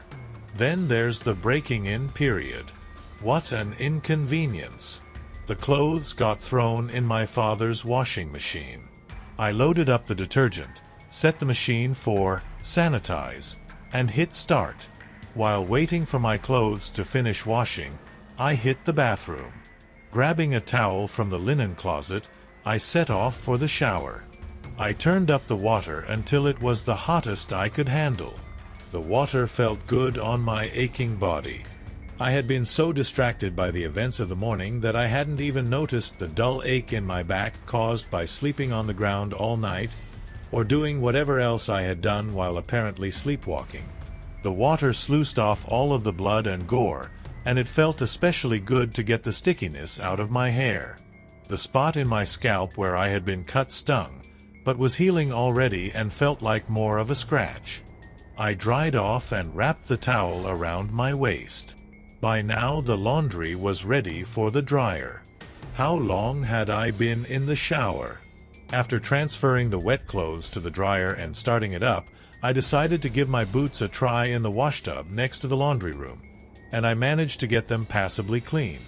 Then, anticipating a wait on the clothes, I laid down on an old couch in the basement's rec room and allowed myself a short nap. I must have dropped off pretty quickly, as the next thing I remember was waking up to the sound of the dryer's alarm indicating that my clothes were ready. I reached up and felt the back of my head. Sure enough, the wound had healed up completely. It must not have been too bad. I dressed and climbed the stairs to my father's apartment, only to find that he had still not arrived home. I helped myself to some food from his fridge. I was famished. Just as a side note, even if I had fed on blood during the night, it didn't provide much nourishment. In a healthy vampire, ingested blood is immediately absorbed in his stomach in order to augment the body's lymphatic system. Granted, a small amount eventually ends up in the digestive tract. It certainly isn't enough to be very filling. Still carrying the third ham and cheese sandwich that I had thrown together, I walked to the living room and flicked on the television. It was around noon and the local news had just come on. Sure enough, the top story concerned what had been discovered down by the canal the previous evening. Although I had seen it in person, I still had a desire to pay attention to what the talking heads had to say about it. Turns out that they knew even less than I did. I tried a few more channels with no luck and then turned the television off. Story writing software, I thought it over and I wasn't ready to face Johnny just yet. I needed some time to clear my head, and I knew just the place to do it. A hike in HollowHills would do the trick. One of my favorite places to visit, it was about a 3-hour drive from Garfield Heights. Some time spent in the car would be a welcome respite. Also, my father still hadn't arrived home, so I left a note on his kitchen table explaining that I had been by and used his facilities. The shower stall was probably still wet and there was a used towel on the drying rack in the bathroom, not to mention the missing food from the refrigerator. The note would spare him from imagining a Goldilocks and the Three Bears scenario. As a last-minute thought, I also called Johnny and begged off our visit, promising him that I'd see him the next day. Still feeling a bit fatigued, I stopped off at a coffee shop near the freeway entrance on my way. I had been there before. It wasn't exactly a cafe on an Italian piazza, but the espresso was good. I ordered a double shot to go and got back in the car. With a song by Imagine Dragons on the radio, I headed out. As soon as the song finished, I turned the radio off and began parsing the week's events in my head. By the time I reached the HollowHills State Park, dusk was quickly drawing near. It was humid, and there was a thickening fog settling close to the forest floor. Nevertheless, I parked at the picnic area near the upper rim trail of Cedar Falls. If one were to venture down the lower gorge of Old Man's Creek, you would eventually enter the picturesque valley of Queer Creek. At the point where Old Man's Creek merges with Queer Creek, the trail takes an abrupt turn east and enters this new valley. The trail leading to Cedar Falls passes through the most austere area in HollowHills. This remote, primitive chasm is laden with hemlock and bound by steep rock walls and their accompanying grottos and waterfalls. It is a wild and lonely but spectacularly beautiful place. Cedar Falls itself is the largest waterfall in terms of volume in the Hocking region. Queer Creek tumbles over the face of the Blackhand Sandstone, displaying the awesome force of water power. Cedar Falls was misnamed by early white settlers who mistook the stately hemlocks for cedars. Despite the rapidly approaching twilight and the fog, there was a full moon, so I set off down the rim trail toward the top of the falls. I soon left the trail and walked through the trees. There was little chance of meeting any sightseers nearby, as the park had closed an hour before sunset, but I didn't want to take any chances of running into a stray tourist or park ranger. After about a quarter of an hour, the voices in my head had finally begun to quiet. The sound of water bubbling over river rocks made me conscious of the fact that I was near the creek. From my previous visits, I knew that the creek ran close to the rim of the gorge, and I would have to be careful of the almost invisible edge of the cliffs. Many a visitor, usually 2 or 3 per season, walked too close to the edge and had unwittingly fallen to their death. I didn't know if it would kill me, but a 40-foot fall onto the rocks below would surely spoil an otherwise relaxing evening. The moonlight filtering through the trees gave me a field of vision extending barely beyond 15 feet, and I could swear that I caught a glimpse of something out of the ordinary just shy of that distance.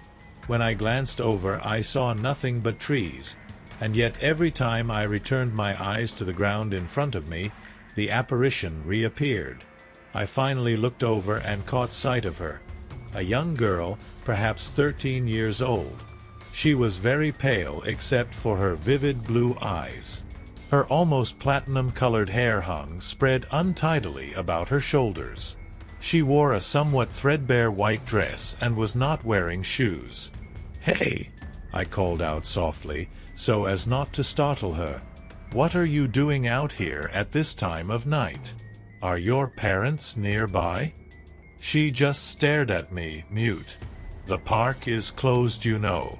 Are you lost? I can take you back to the parking lot. Find your family or a ranger. I'm sure that someone must be looking for you." Still no answer. "Can you hear me?" She spoke so softly, it was barely audible over the sound of the creek.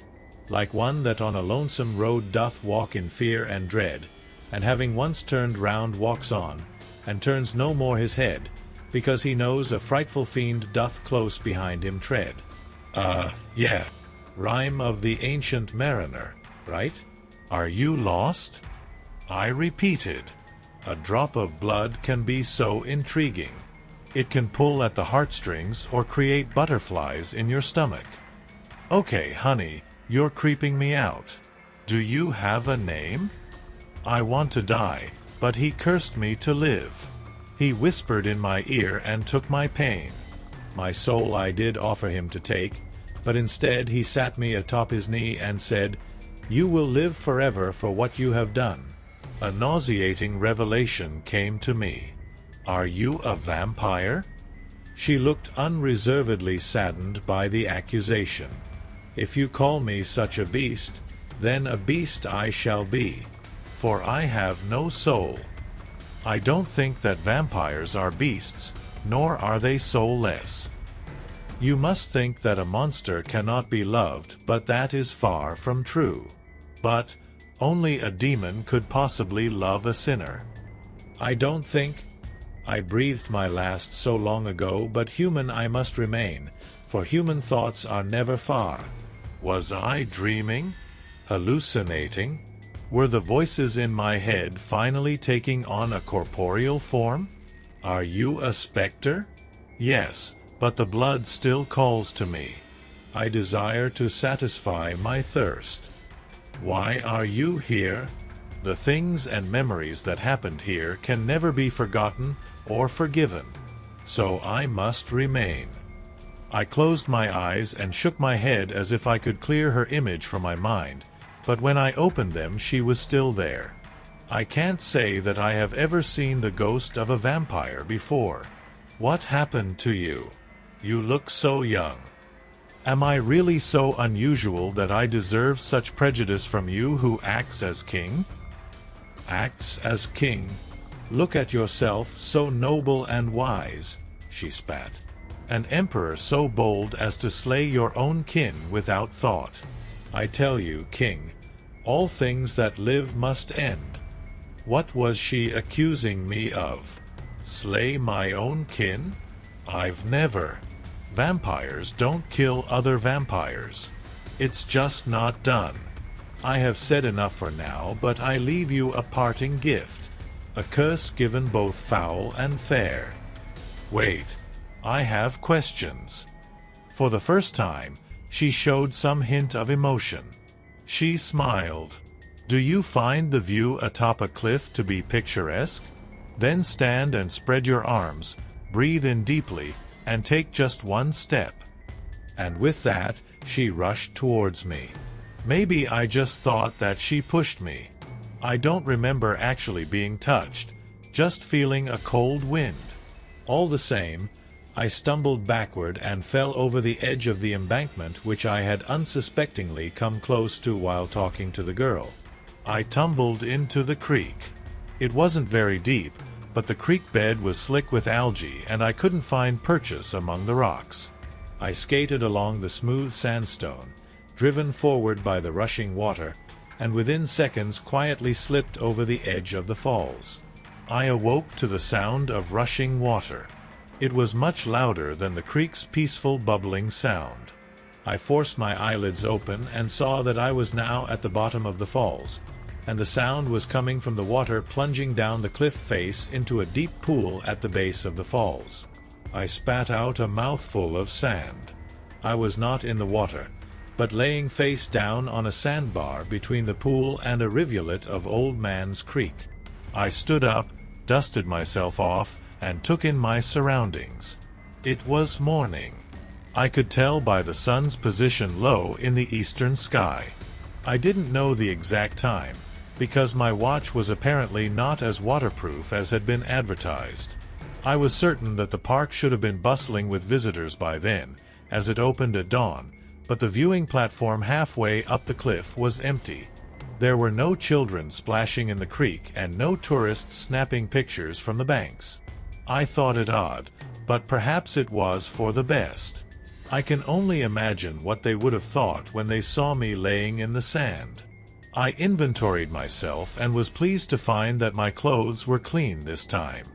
Wet, but free of blood, which I considered to be a good sign after waking up in a strange place with a lot of lost time having passed. Moreover, I had no visible injuries.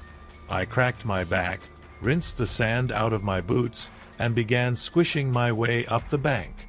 There were 2 ways up to the rim trail, multiple tiers of stone steps, and a longer gently sloping switchback trail. I opted to take the trail up to the rim since that would put me closer to the parking lot. I trudged up the trail, knowing that it would be a long hike. It was already getting hot out, and with my wet clothes I wouldn't be able to sweat much. It wasn't going to be a fun hike. I was about a half-mile up the trail when I noticed a group of people a ways up the hill. As I drew closer, I was able to make out that some of them were wearing uniforms, police and park ranger uniforms. There were some other men who were not in uniform, but I could tell from their animated exchanges with the others that they were involved in whatever operation was going on. Before I got close enough to ask any questions, one of the rangers walked down the switchback and held up his hand, palm facing out. "Hold on there, sir. You'll have to turn around. Trail's closed. I'm just heading to the parking lot. Sorry, but you'll have to backtrack and take the steps up. Can't go through this way." It was then that I caught sight of what had the group's attention. A blood-stained sheet lay on the ground in the center of the crowd, apparently with something underneath. My heart began beating faster and my mind started racing again. What had happened? The ranger must have noticed the flush in my face. He followed my gaze up the hill towards the sheet. "Say, you wouldn't happen to have seen or heard anything strange this morning, did you?" "No, sir." "Why, what's going on?" He looked back towards the group again, as if to make sure that no one was looking over at us. Like he was about to divulge a secret. "Woman was killed up on the trail this morning." "Are you certain that it was this morning, and not last night?" I asked, instantly wincing and regretting the way I had phrased the question. "Could have been last night, I suppose. You sure that you didn't hear anything?" "No, sir. I mean, yes, sir. Yes, I am sure that I didn't hear anything. Or see anything. I could tell that the flush was coming back. I just got here myself. It wasn't until then that he took in my wet clothes." "Been swimming, have you?" Just slipped on some rocks crossing the creek. I'm headed back to my car now." He looked me over one more time and must have decided to dismiss me. "All right. Sorry about the detour. I know it's hot out and climbing those steps isn't fun, even on a cool day, but it's a mess up there on the trail. Trust me, I'm saving you from a lot of sleepless nights by sending you the long way round." Shit. It sounded as if it was as bad as I had suspected. I thanked him and started on my way back down the trail. I was about 50 yards away when the ranger had a thought. "Oh hey, why don't I give you a number where you can reach me in case you remember anything that might be helpful?" he called out. I pretended not to hear him and kept walking, not daring to glance back. "Well then just ring up the Hocking County Sheriff's Department if you remember anything." "K." It didn't sound like he was following me. Must not have been that important. He obviously didn't consider me to be a suspect. When I found out the details of what had happened in the news the next day, I understood why. The culprit was clearly not a man, or a woman for that matter. No human could have been responsible for what happened. It was obviously another bear attack. The next morning, I headed out for Johnny's place. On the way, I picked up a newspaper and stopped at the coffee shop again. I ordered an espresso and sat down at a small table in the far corner of the shop, as far out of the way of the other customers as I could get. I unfolded the newspaper and began to search for the account of the incident in Hocking Hills. I didn't need to look very far. It had made the front page. Serial killer? It questioned. Well, the press jumped to that assumption pretty quickly. At least now they were being realistic and not attempting to blame these atrocities on wild animals. Maybe the detectives thought that they could get further in their investigation if they were honest with the public. I scanned through the article. There was not much to go on at that point except for conjecture. I finished my espresso and dropped the newspaper onto an empty table on my way out of the shop. It was time to head to Johnny's and face the music. I let myself in at Johnny's flat. He was seated at his desk, working on his latest novel. I could see that he still used a pencil, shunning the practice of using the laptop computer placed alongside him. My friend is a fantastic writer. Have a seat, dude. I'll be with you in a sec, he said without turning around. I cleared some well-worn composition pads from a chair and sat down. When Johnny finally turned around after what seemed like forever, he had a concerned and sober look on his face. I related the story of the mysterious girl that I had met on the trail the day before and then steeled myself for what I would tell him next. Story writing software. There's something else, Johnny. You didn't do it, man, he responded before I could even finish. I heard it on the news this morning, and I'll tell you right now that you didn't do it. I was incredulous. Surely I'm in a better position to speculate about this than you are. No, you're too close to the subject. I know you better than you know yourself. Take it from an outsider and a good friend. I am confident that you didn't kill that woman. I'm pretty sure that you weren't involved with any of the other murders, either. What makes you say that? Well, first of all, and perhaps the most important, is that I know you.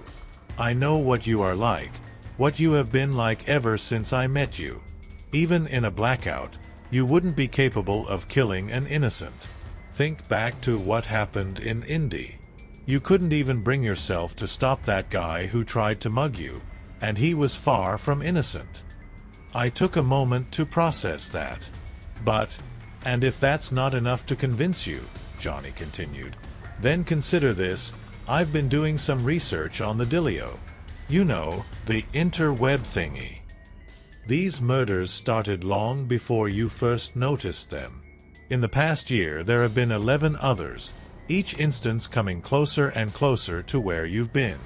And since the incident in Indy, they have been coinciding with wherever you go. But why? That I do not know, my friend. But I get the feeling that it's very important that we find out.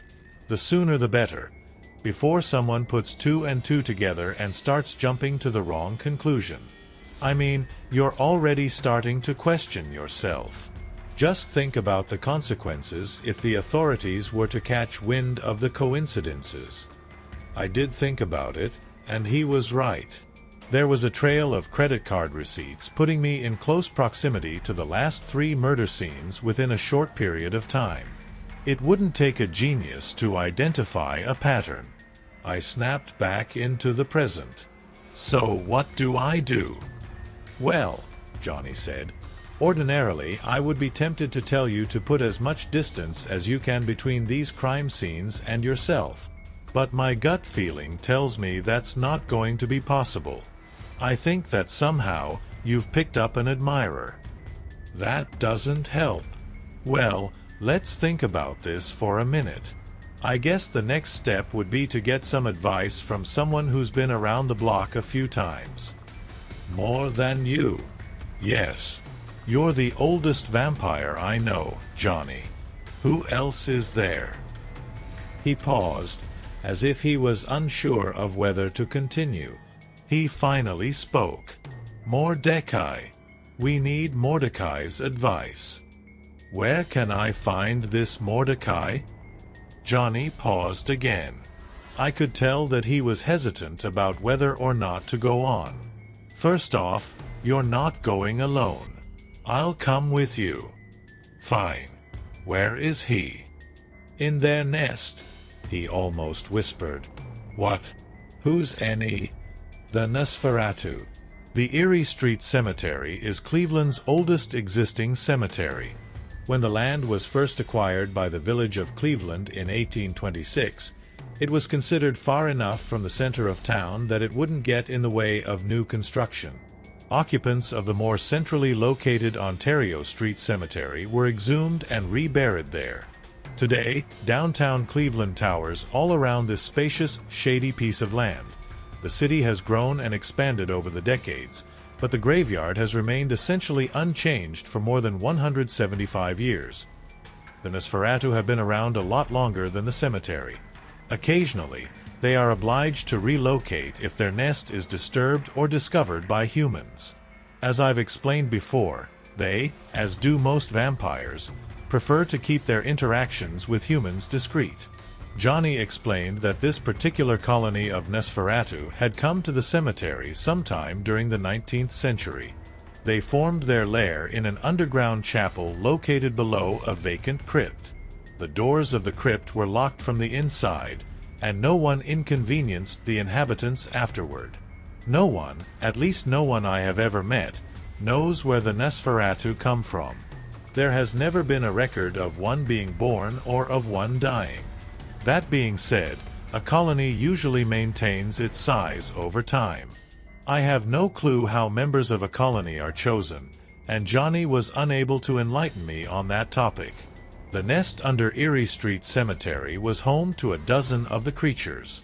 One of them was Mordecai, whom Johnny argued could be trusted. That still left 11 Nosferatu that needed to be avoided.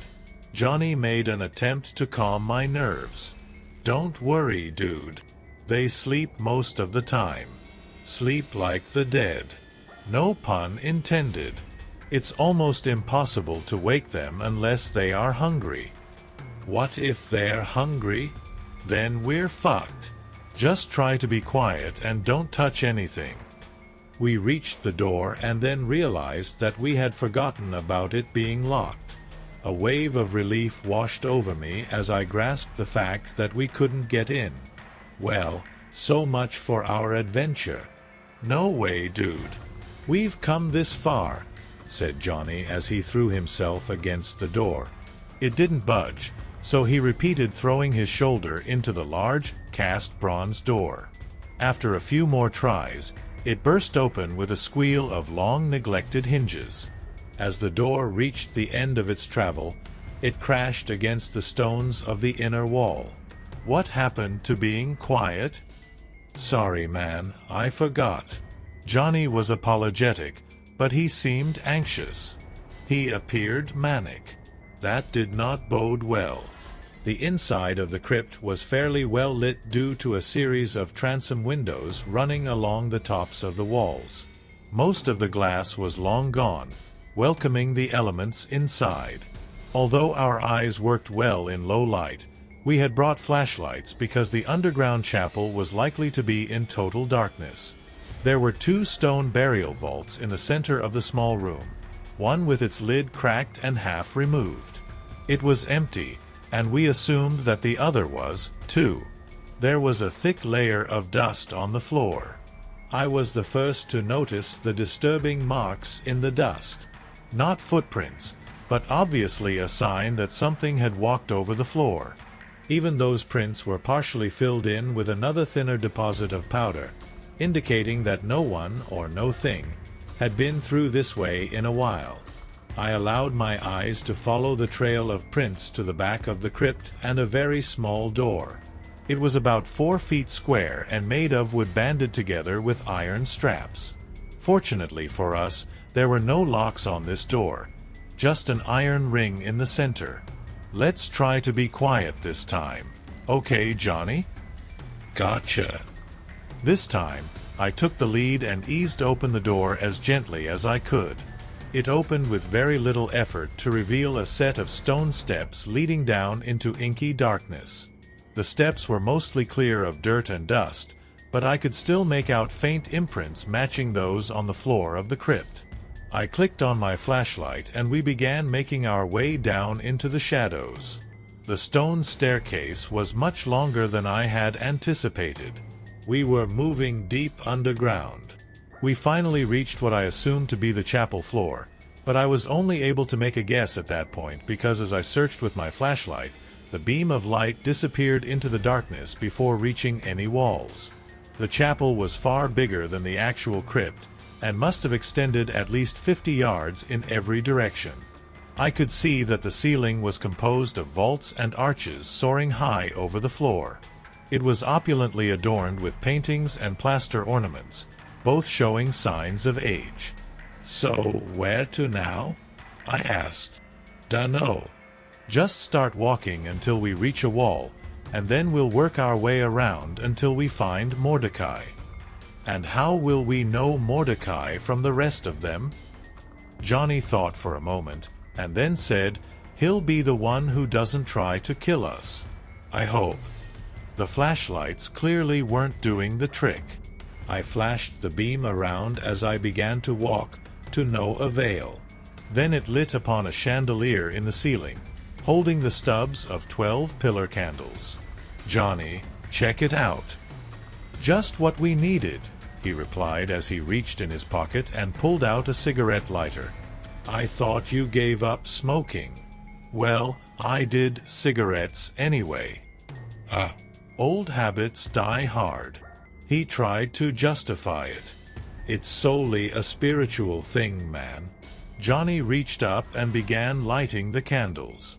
As my eyes adjusted to the light, which now seemed to fill the room, I peered around the chapel. Oh shit! Johnny, still focused on the remaining candles, he replied, just a sec, bud. Johnny, take a look, I repeated, tapping him on the shoulder. He lit the last candle and turned around. Then he continued turning, taking in the scene that we stood in the center of. Holy! There's absolutely nothing holy about it, dude. Directly below us, the marble floor of the chapel was inlaid with a highly ornate compass rose, an 8-pointed star shape of different colored marble. Following the fleurs-de-lis at the 4 largest points of the star led to the 4 walls of the square room.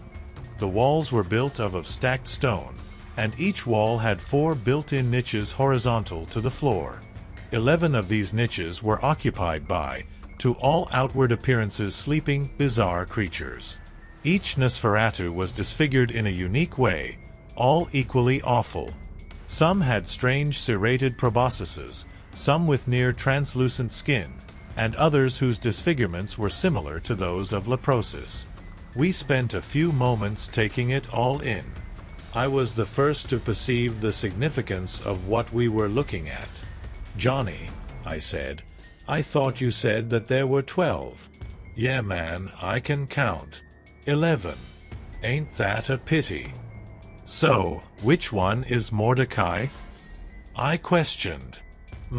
That one, I think. You think? I thought you knew him. I know of him. PSHHT. What do you think I am? A Nosferatu expert? Well, then what makes you think that's him? Johnny started to speak, and then halted. He thought it over for a few seconds, and then said, he's definitely the ugliest. And he's supposed to be the elder. So the elder should be the ugliest, right? Damn it, let's just get this over with. I started to traipse off toward the creature that we assumed was Mordecai, but Johnny grabbed me by the shirt and pulled me back into the center of the compass rose. Whoa there, quick draw. You don't just go waking up a Nosferatu. You have to, prepare or something. Need I ask how? Watch and learn, bud. Watch and learn. Johnny faced one of the walls, lining himself up with one of the fleurs-de-lis. He took a wad of paper from his pocket, smoothed it out, and studied it for a minute. Then he closed his eyes and said, Hail Shishiri, Great One of the East, whose airy eyes see all in the element of air. I do summon you here to protect and defend us. He turned 90 degrees. Hail Tam Ame, Great One of the North, whose green eyes see all in the element of earth. I do summon you here to protect and defend us. Again he turned. Hail Hotahori, Great One of the West, whose liquid eyes see all in the element of water. I do summon you here to protect and defend us. He turned a final time and said, Hail Tasuki, Great One of the South, whose bright eyes see all in the element of fire. I do summon you here to protect and defend us. His eyes popped open and he gave me one of his goofy grins. Okay, pal, let's go. Seriously? That's preparing? Yeah. A spell. I scoffed. Since when do you believe in magic? He looked wounded. It's more like voodoo, dude. Whatever. Can we go now? Then another thought occurred to me. How did you know? Know what? He replied. How did you know that you were facing in the right direction? Ha! He exclaimed, raising his eyebrows. I didn't even think about it. He marched toward the creature that we were assuming was Mordecai. He walked slower and more carefully so that his footsteps no longer echoed in the great room. We stopped within a few feet of the niche. A little too close for comfort, but if all I'd heard about the Nosferatu was true, 1,000 feet was likely too close for comfort. I asked if there were any other preparations we had to make. Glad you asked, brother. As a matter of fact, there are. He pulled out the scrap of paper and began to read again. I call upon the Ancient One from the great abyss to do my bidding. I invoke the creatures of the underworld to hear me now. Now? I asked. Now? Before we could make a move to wake him, Mordecai stirred. In a gravelly voice he asked, Who is it that tries to invoke a hopeless spell beside me? I gave Johnny the evil eye. See? I hissed. Voodoo my ass. Mordecai spoke again. Shall I kill you now, or do you have anything intelligent to say first? I sense that you are a vampire. Do you not know that it was unwise to wake me? We came seeking knowledge, Ancient One. It's a very important matter to us. It could turn out to be important to many. One of our kind is invoking the wrath of the humans, and it could jeopardize the way of life for all of us. The Nosferatu narrowed his eyes and stared at us. Who is this one? I took a turn speaking, thinking it wiser than letting Johnny continue. We don't know. That is why we came seeking your advice. Tell me, he said. I spent the next hour recounting the events of late, and the story about the girl in the park. Mordecai showed no emotion during most of it, but he seemed a little ill at ease when I relayed some of the girl's odd riddles. When I finished, he spoke in a measured tone. Story writing software, how did you get past the Guardian? He asked, sounding a bit perturbed.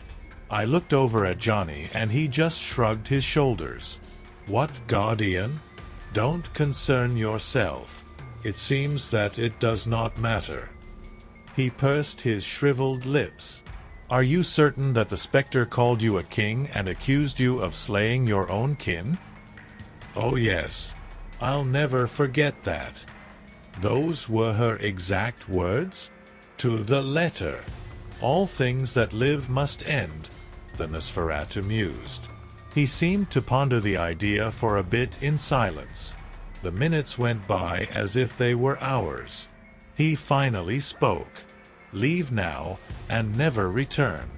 I have grown tired of you. Wah? Be gone, pretender. My brothers and I shall allow you to live. Be joyful that we are sparing you, and do not inconvenience us again. Feeling despondent, Johnny and I decided to make a quick exit before Mordecai could change his mind. He hadn't exactly been whispering when he admonished us, and some of the other Nosferatu stirred. Johnny and I began to hurriedly make our way toward the stairs. As we crossed the floor, Johnny grabbed me and dragged me back into the compass rose. I know that it's superstitious, but humor me, he pleaded. Again, he extracted his piece of paper and read it, more rapidly this time.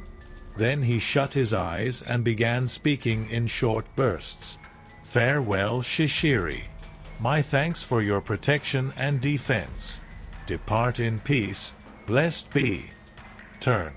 Farewell, Tama Omer. My thanks for your protection and defense. Depart in peace, blessed be. Turn. Farewell, Hota Hori. My thanks for your protection and defense. Depart in peace, blessed be. Turn. Farewell, Tasuki. My thanks for your protection and defense. Depart in peace, blessed be." Then he raised his arms and said, "My thanks to all who have helped here this night. Depart in peace, blessed be." Satisfied that he was done, I said, "All right, let's get out of here while we still can." We climbed the stairs and exited the chapel through the small wooden door, closing it tightly behind us and wishing now that it had a lock. Once back in the well-lit crypt, we paused to catch our breath. I stared at the burial vaults that we had noticed on our way in. The empty one on the right with the cracked lid, and the closed one that we had assumed was empty. Johnny. Yeah. I'm not saying that I believe in all that hooey, but what if you were facing in the wrong direction? He paused. Nah, I had it right. Because you weren't facing the same way as you were when we entered the chapel. I had barely spoken the words when the stone lid of the vault that I was now praying was empty, shot into the air. A creature so unimaginably horrible exploded out of the vault. It was the 12th Nosferatu, the one that was missing from his niche in the chapel. It was obvious that it was the Guardian. It clawed its way towards us with inconceivable speed, snarling and showing off rows upon rows of needle-like teeth. It attacked Johnny first. Not one to waste time, it went right for his throat. It wrapped its fingers around his neck. Each of them was like a knife. I could see blood welling up under them, and it didn't even appear to be applying pressure yet. It twisted Johnny's head and bent it backwards, exposing his throat for a fatal assault by its bristling mouth. I sprang into action, unsure of what to do. The first thing that came to mind was to grab one half of the cracked stone slab that had covered the empty burial vault. I swung it at the back of the Nosferatu's skull as hard as I could. The lid was made of soapstone, largely composed of the mineral talc. It is commonly used for carving because of its relative softness. Unfortunately, soapstone is not the best choice for bludgeoning an undead creature from hell. The vault lid virtually disintegrated as it struck the Guardian, and it didn't appear to faze him at all. I frantically looked around the crypt for something else to use as a weapon, but it was sparsely furnished. Aside from the burial vaults, the only other features in the room were 2 stone benches, built into the walls and probably also made of the useless soapstone, and the doors leading into and out of the crypt. My eyes came to rest upon the small wooden door, on its iron bands in particular. I reached for it and, once opened, tore it from its hinges. I smashed the door against the corner of one of the vaults, splitting the wood. A few more strikes against the stone reduced the wooden part of the door to splinters, freeing the iron bands. I pulled one loose and shifted my attention back to the creature and my friend. I wrapped the strip of iron around the Nosferatu's neck and pulled with all of my strength, bracing my foot against its back. I prayed that the aged and rusty iron was still pliable and wouldn't shatter like the brittle soapstone. The band bent, encircling the creature's throat, but it held without snapping. I continued applying pressure to my makeshift garrote until it cut into the Guardian's throat. I could see the wound opening up, the flesh parting, but no blood came from it. It must have caused the creature some pain, though, because after a few seconds it released Johnny from its death grip and clawed at the bar, ripping it out of my hands and drawing blood from my fingers. I was more than pleased with myself until the beast turned its attention to me. It whipped its head around and gave me a close-up of its frightening maw. I could smell its cold, fetid breath. Johnny had sunk to the floor and was gasping for air. He wasn't going to be able to come to my aid as I did for him. The Nosferatu lunged at me, and again, pure instinct led my actions. I extended my arms toward it, intending to halt its advance, but instead was surprised when both hands entered his chest. They seemed to pass through his leathery skin and spread his ribs as easily as parting a pair of curtains. This seemed to shock him as much as it did me. Continuing on my course of action, I could feel my hands close around his two hearts. Like the stone, they also exhibited signs of excessive age. They were hard and felt more like gristle than flesh. Yet, due to their pumping motion, I sensed that they were indeed the life-giving engines that were driving this seemingly unstoppable creature. I withdrew my arms from its chest, leaving two open wounds that also did not bleed.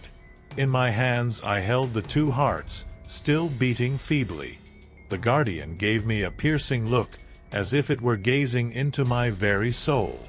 I was doubtful that it was capable of any emotion save for hatred, but I could swear that there was a sadness in its eyes. Or perhaps it was relief, a lifting of the curse of eternal life. Without uttering a sound, it silently dropped to the ground. When it hit the stone floor of the crypt, the creature's body literally shattered into pieces. I looked over at Johnny and saw him staring back at me. He looked dumbfounded by what he had just witnessed. He was still catching his breath and rubbing his neck, noticing the blood on his hand when he drew it back. "Dude," he croaked, "what have you done?" "I think that I just saved your life, brother." "Yeah, but you just killed a Nosferatu." "I didn't even think that was possible." I sat down heavily on one of the stone benches, trying to take it all in. It had been over so quickly. "Are you the king?" A voice hissed out of the darkness beyond where the wooden door had hung. "What?" I answered. "Are you the king?" said Mordecai as he slipped out of the shadows and entered the crypt. "I told you, I have no idea what the specter was talking about. None of it made any sense to me. I've never slain my own." And then it hit me. Mordecai stepped closer to me. He leaned in and whispered into my ear, "You are the king. You have slain your own kin. All things that live must end." It was all I could do not to speak. I wanted to contradict him. I wanted to ask questions.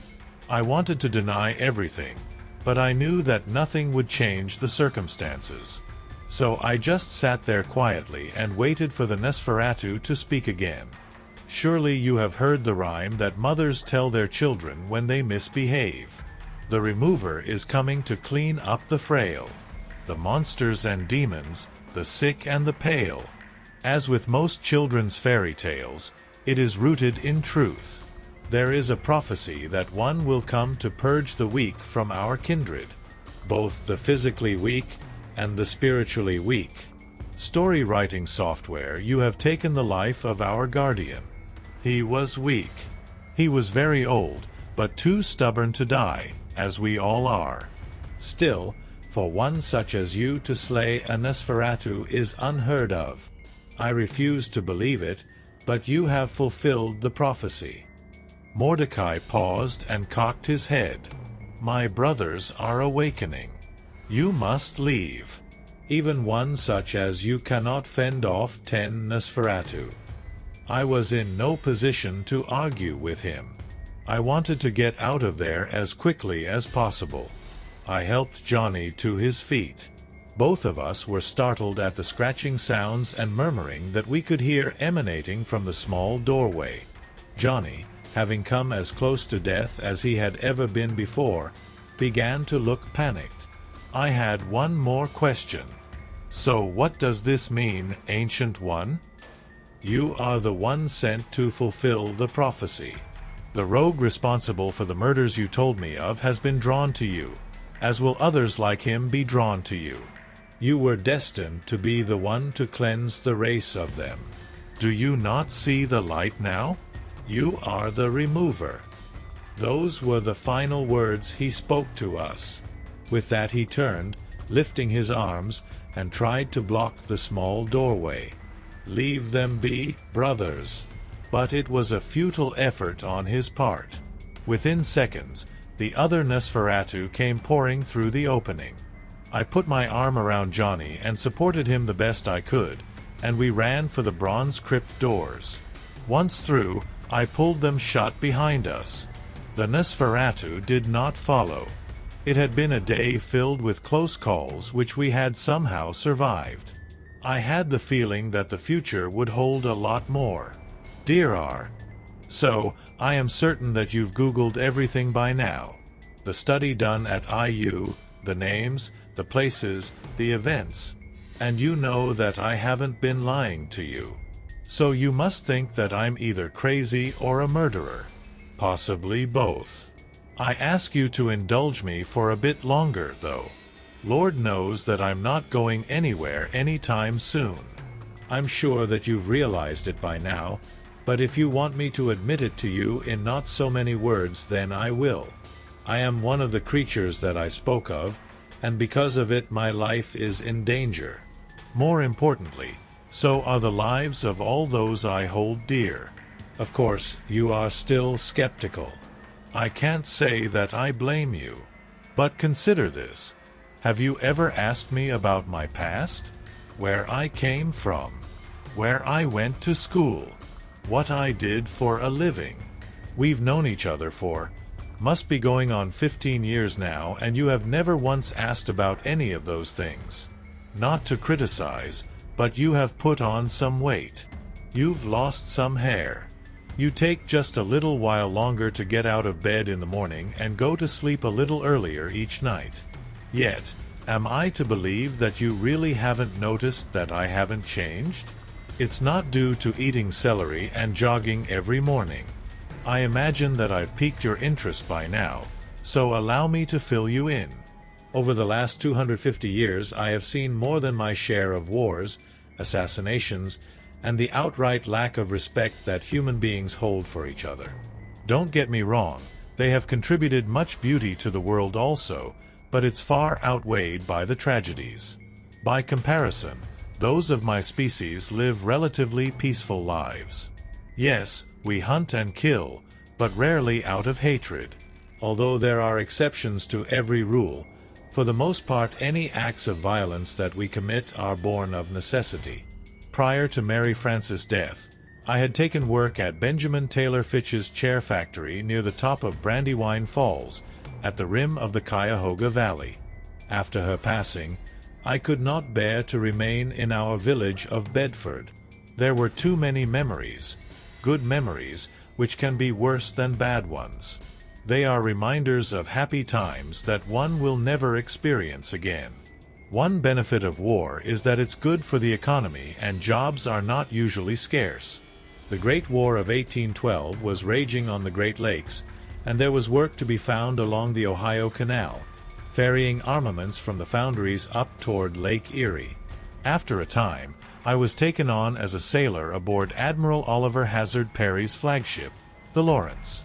Caught up in the fight, I could begin to understand how easy it was to fall prey to the furor that is war. Before long, though, the Lawrence was obliterated during the Battle of Put-in Bay. Practically every officer and sailor aboard was killed or severely wounded.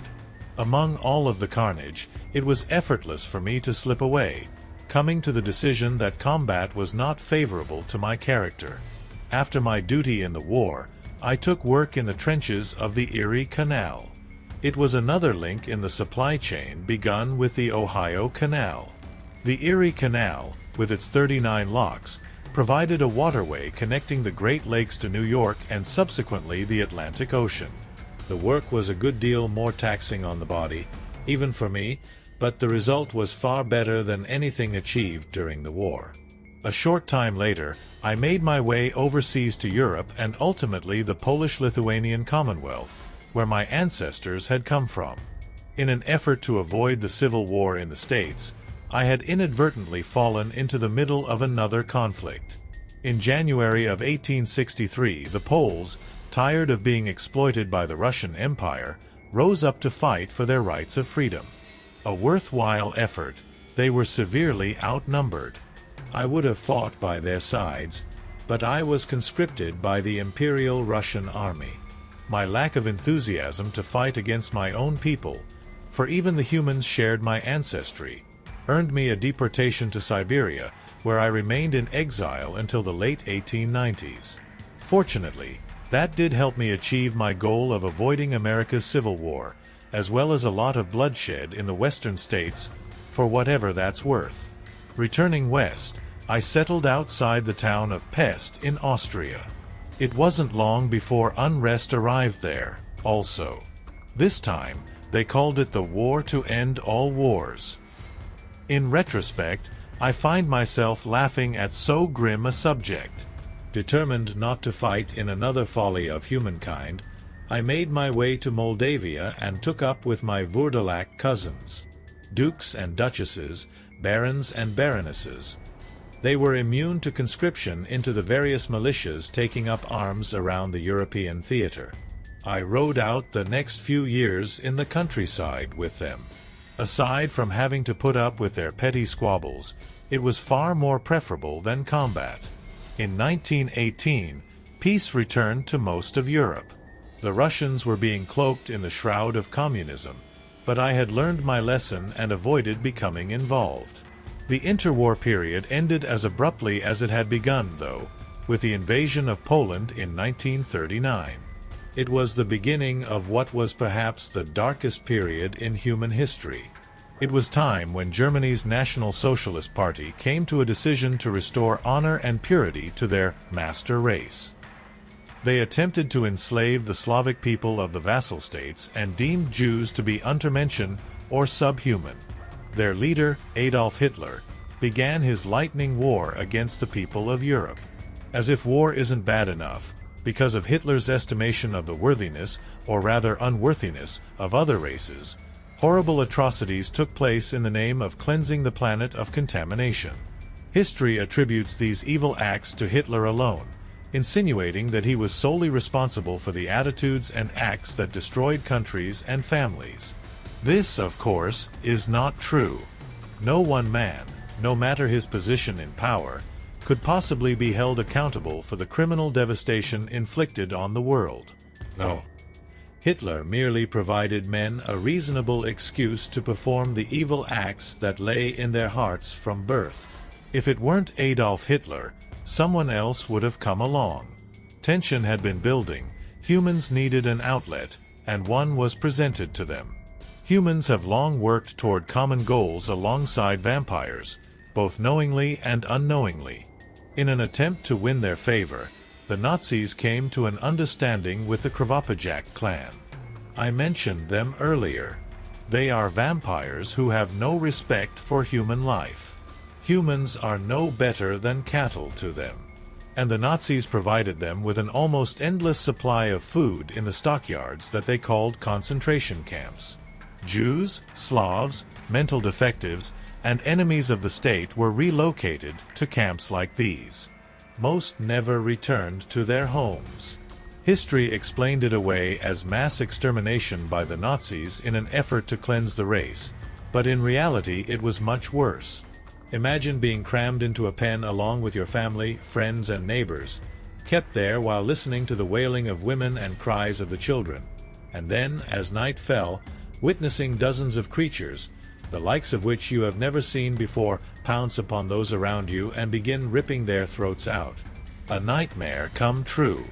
I don't know why the Nazis did it. Perhaps they were trying to appease the Krvopojak and win their favor. Perhaps they were hoping that by providing the Krvopojak sustenance, they would ensure their own safety, something that did not happen when all was said and done. Or perhaps it was just pure hatred. We'll never know for sure. The last of the people responsible are now long gone, the human ones, anyway. And be assured that the Krvopojak are not talking about it. No, they are waiting for the next time. Nearing the end of the war, when I thought that it was safe and I could avoid conscription, I settled in Prague. At the time, I was honestly uncertain if it was Czechoslovakia, Bohemia, and Moravia, as the occupying Germans once called it, or the Czech Republic. After the German surrender at the end of the war, the Czechs took their revenge and slaughtered their former masters. As before, another excuse to commit murder on a mass scale. This time, it was just different people at the business end of the guns. Melancholy settled in, and I began to miss Mary Frances. Oh, I know. Her soul had left this earth long ago, but I still felt comfort in being near her. I moved back to America and settled near the last place we had spent our living years together. Wars came and went, diseases struck, society advanced. I, however, kept to myself on some property I had purchased in the valley. I no longer needed to work. I had amassed enough money from investments by that time to provide me with more than was necessary for what happiness I could obtain. I kept an apartment in the city. In Cleveland, that is. I'd grown used to living in populated areas and social centers and occasionally needed interaction with others. While I grew some food on my small farm and was able to hunt on a regular basis, I sometimes needed to enter the city for special occasions. Having lived in some of the larger cities in Europe, I had learned how to seek out where these occasions took place, usually some underground club or another, and it was at one of these that I had first met Johnny. I made other friends, too. Some were acquaintances that I had made through Johnny, and others I had met on my own. As Johnny informed me later, though, it was no surprise when I eventually found out that most were like me. There were others, humans, who regularly visited the clubs also. One would find the rare normal visitor. Just someone looking for a good time, someone attracted to the everyday party routine. Typically, though, you could find one of two classes of humans who would commonly frequent the clubs. The first, and most welcome, were the donors. Donors are the name given to people who willingly cut or pierce themselves to provide blood for vampires. Within civilized society, vampires and donor humans are considered equal, yet most donors were eager to be subservient to vampires. Perhaps out of some perverse sense of pleasure. I don't really know. I can't imagine that it's because they are charitable humanitarians. At the same time, though, donors are difficult to find, and for that reason vampires are not accustomed to abusing them. With blood-borne viruses being a major concern for vampires, tests are regularly performed on donors. Donors will often publicize their good health by wearing black jelly bracelets. Yes, you've seen them. Now you know their secret. The second, and undesirable, humans who attempt to grace us with their presence are the poseurs. A poseur is a person who pretends to be what he or she is not. The vampire lifestyle or vampire subculture is an alternative way of life, based on the modern perception of vampires in popular fiction. The vampire subculture has stemmed largely from the goth subculture, but also incorporates some elements of sadomasochism. We can thank the internet for the prevalent forum it provides for these people. Many of these self-professed vampires actively resent the term lifestylers, as this tends to carry the connotation that vampirism is not real. Some vampires actually use the term as a deprecating slur for these role players. Some lifestylers go so far as to consume blood. But it ends there. These men and women share only the compulsion to drink blood reminiscent of the vampires of myth and legend. The human body, of course, cannot digest blood, and it is excreted in the urine and feces of the person who ingests it. So there is no physical reason that a human must drink blood. If you were to ask a vampire, he or she would say that the need to consume blood is not psychosomatic, but it is a real craving that must be satisfied. Needless to say, the lifestylers are unwanted at the clubs and can be quite annoying. They are usually quietly asked to leave our private parties, so as not to embarrass them. Occasionally, though, when the host's patience has come to an end, things tend to get violent. In keeping with our desire to remain non-confrontational and stay hidden from everyday human culture, this has a propensity to get messy. It can really ruin an otherwise good time. It was an encounter with a group of these poseurs that led me to my first intentional human kill. To be honest, I must hold myself responsible for my own actions, but they incurred a blinding hatred in me and I allowed my anger to outlet itself. It was not a planned murder, but an act performed in the heat of the moment. I knew exactly what I was doing, though. The entire event is painful to recount, not just because of the murder, but because of the incident preceding it and the feelings that came afterward.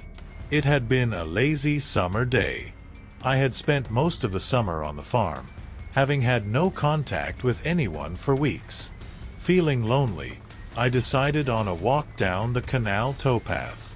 Although dusk was approaching, I thought that perhaps I would still run into someone to chat with. Crossing the canal at an abandoned railroad trestle, I began absent-mindedly walking south. While I may not have deliberately chosen my destination, my body, maybe out of habit, had fixed on my goal. It wasn't long before I had reached the base of the hill leading up to Piljaroo. Well then, I stretched and cracked my aching back and set off up the trail. I heard voices and shouts, but couldn't immediately tell where they were coming from. It sounded like someone may have been cooking out or having a party. The strange thing was that the closer I got to the top of the hill, the louder the sounds became. I cringed. As I have mentioned before, teenagers and kids often came there looking for the haunted cemetery. It was aggravating, but mostly harmless. I peeked through the trees to get a look at what was going on before I walked into the middle of their fun. Occasionally, the kids were genuinely interested in the history of the area and were there to look at the old gravestones, or even do rubbings of them. If that was the case, I'd leave them be and return home. Let them have their fun. I had all the time in the world, didn't I? But instead of curious children or fun-loving teens, what I saw infuriated me. There were 13 of them. Posers. Lifestylers. Pretenders.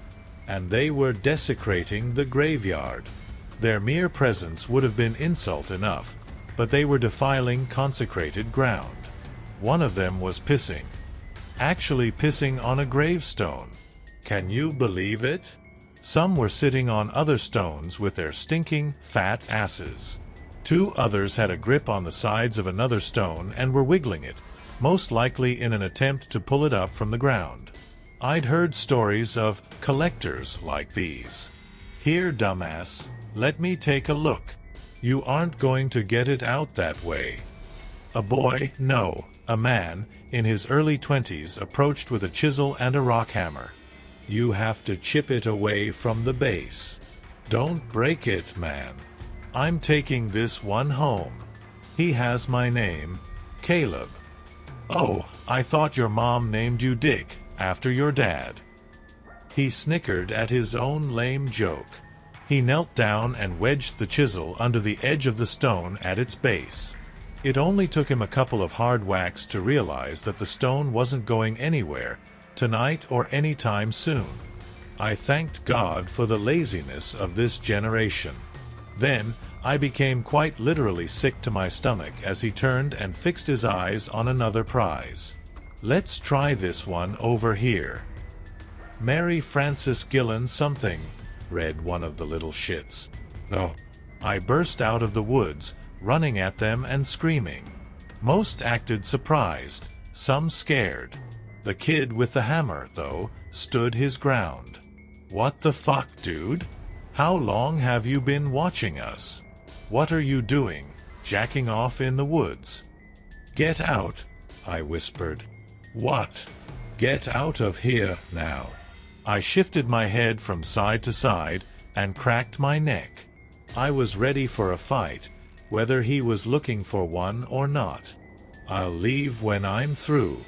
I'm taking this with me. He set his chisel in the groove between the stone and the base and raised his hammer. Stop, please. He did stop. Still kneeling, he slowly turned and looked at me.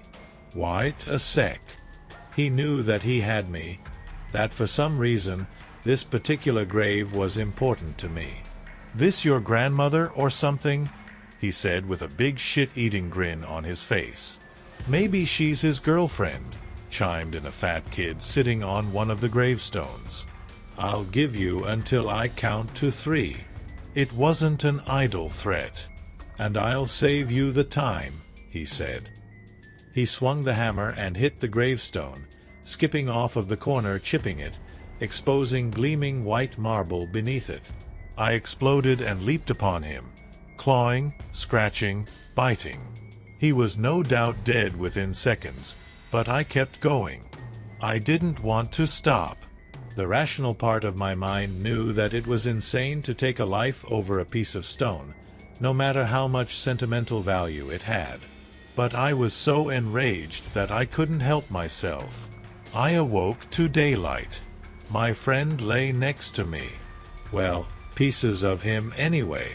Our only company was a murder of crows laughing at us from the tree branches above. The man's friends had run off. Thankfully, they were probably so loaded up with illegal substances that none of them even bothered going to the police.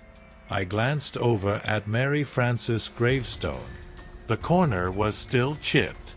It wasn't a dream. Now it was wet with blood, also. Who really defiled her grave? The lifestyler or me? I lay down next to the stone, hugging it, and I began to cry. The remains were discovered a day later, but they were so unrecognizable, it was difficult to make out whether or not they were even human. The coyotes, crows, and other scavengers had done their part in helping out, too. Nevertheless, I was still on edge for a long while. I was Raskolnikov, ridding the world of useless vermin and then attempting to rationalize it within my own mind, all the while worrying obsessively about the consequences that would ultimately come knocking on my door. The next few weeks were filled with a mix of feelings: anger, remorse, embarrassment, and depression. I didn't know what to do. I hadn't told any of my friends, Johnny included, about who and what I was yet, so I couldn't really come clean about the whole story to anyone. I began making trips to the library and checking out books about guilt, dealing with loss, grieving, and depression. After realizing that I may not be capable of dealing with the situation on my own, I sought out a doctor. After previous experience, I was leery of physicians. I figured that a psychiatrist wouldn't ask too many embarrassing questions, though, or send me for lab tests that could expose what I was. Story writing software. Anyone who has tried to find a psychiatrist knows that it's not a matter of calling one up and making an appointment for later in the week. Head doctors are usually not wanting for patients.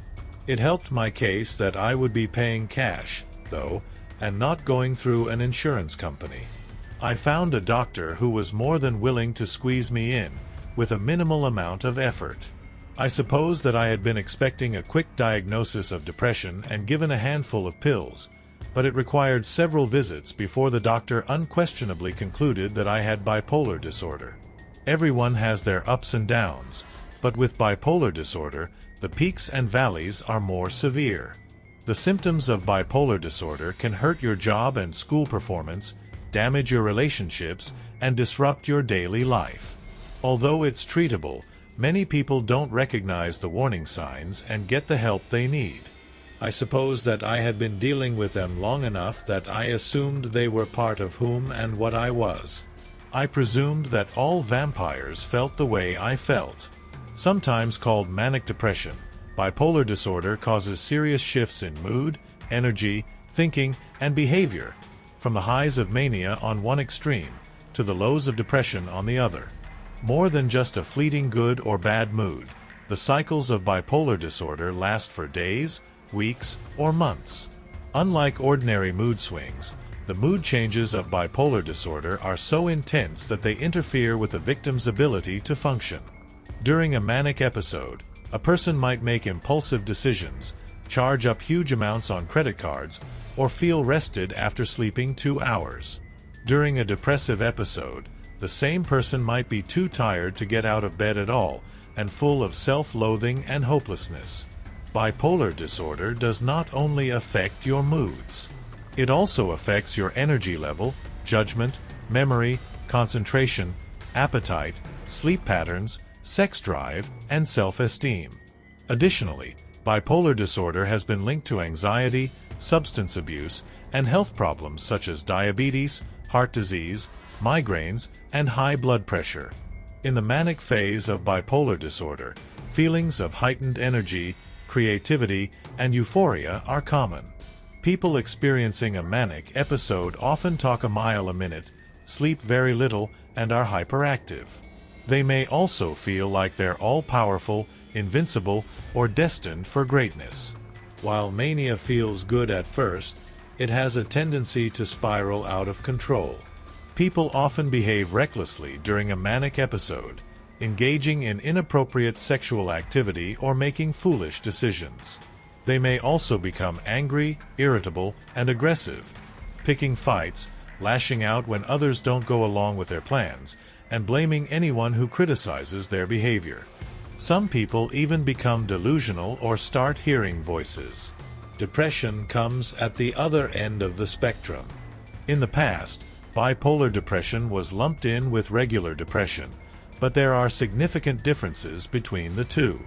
Most people with bipolar depression are not helped by antidepressants.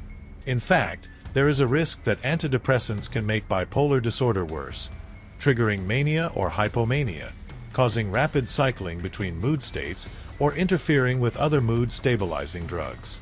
Despite many similarities, certain symptoms are more common in bipolar depression than in regular depression.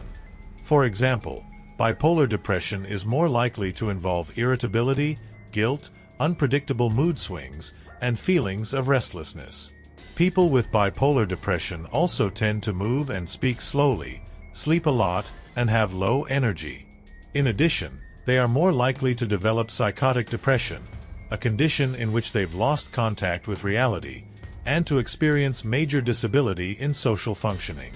Once all the signs were pointed out to me, I could see that I certainly qualified for the diagnosis that I had received. In fact, I was doubly blessed with what the doctor called mixed episodes, featuring symptoms of both mania and depression.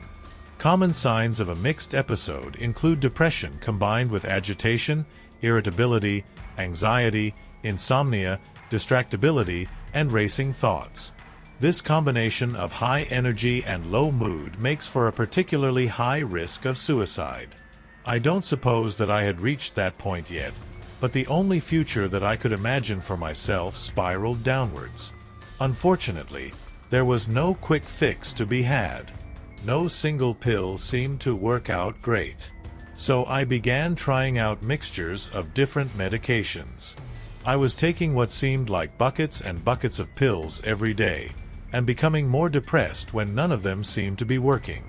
After years of trying, my doctor and I finally came up with a cocktail that worked for me. Just the right mixture of antidepressants, mood stabilizers, and antipsychotics, and at just the correct dosages to hold the symptoms at bay. I don't doubt that my unique physical structure made for a difficult time in finding the right cure. My doctor remarked on the fact that I was tolerating amounts far beyond the normal therapeutic dosages which worked for most people. Despite the end result, it's hard to believe the depths that I had reached at my bottom. I believe it was during that time that I lost my faith in God and the redemption of man. Nevertheless, I regained my ability to function in society again.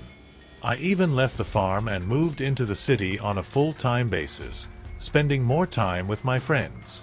Although I certainly missed being close to her, I had to agree that the amount of time I had been devoting to spending at Mary Frances' grave was unhealthy both mentally and physically. With the assistance of the same people who had helped me find the clubs and parties I had been frequenting, I was also able to find support groups. That's right, I said support groups, for vampires, believe it or not. It was comforting to hear that others were dealing with the same feelings that I was. I was even able to help out fellow vampires who were struggling with the same feelings that had once crippled me. I came to know a new freedom and a new happiness. My feelings of uselessness and self-pity disappeared, and I came to know peace. Until now, that is. Part 8. For at least a week after our encounter with the Nosferatu, Johnny was in rare form. Normally happy when he was feeling manic, getting out of that jam with all of his vital organs in the right places seemed to have pushed him into a state of pure euphoria. and my bud here was like bam. Johnny slapped me on the back as he bragged to our friends Pat and Dave. He was all like, "Eat this, you ugly son of a—" "Johnny," I interrupted. All I remember saying was, "Oh shit, we're gonna die." No, dude. You were in the heat of the moment. You just don't remember. It was probably one of your wideouts. Damn it. Why did he have to run his mouth like that? I wished that he would just shut up already. And I hoped that the guys didn't catch that last remark. That turned out to be false hope, though. Pat's eyes widened. Wideouts? What's he talking about, man? He must have given a second thought to asking me, realizing that he had a better chance at getting an answer from Johnny. "What are you talking about, man?" "Oh wow. I know what's going on. It's the brew." Dave started to interject, but was interrupted when I punched him in the face. "Sorry," he mumbled, wiping the blood that began trickling from his nose. "Stupid thing to say. Even if it's true," added Pat. That seemed to sober Johnny up a bit. "Not cool, guys, not cool. All I'm saying is that Christian here saved my life. And he killed a Nosferatu in the process." "Yeah," jeered Dave, sitting up now but still on the ground.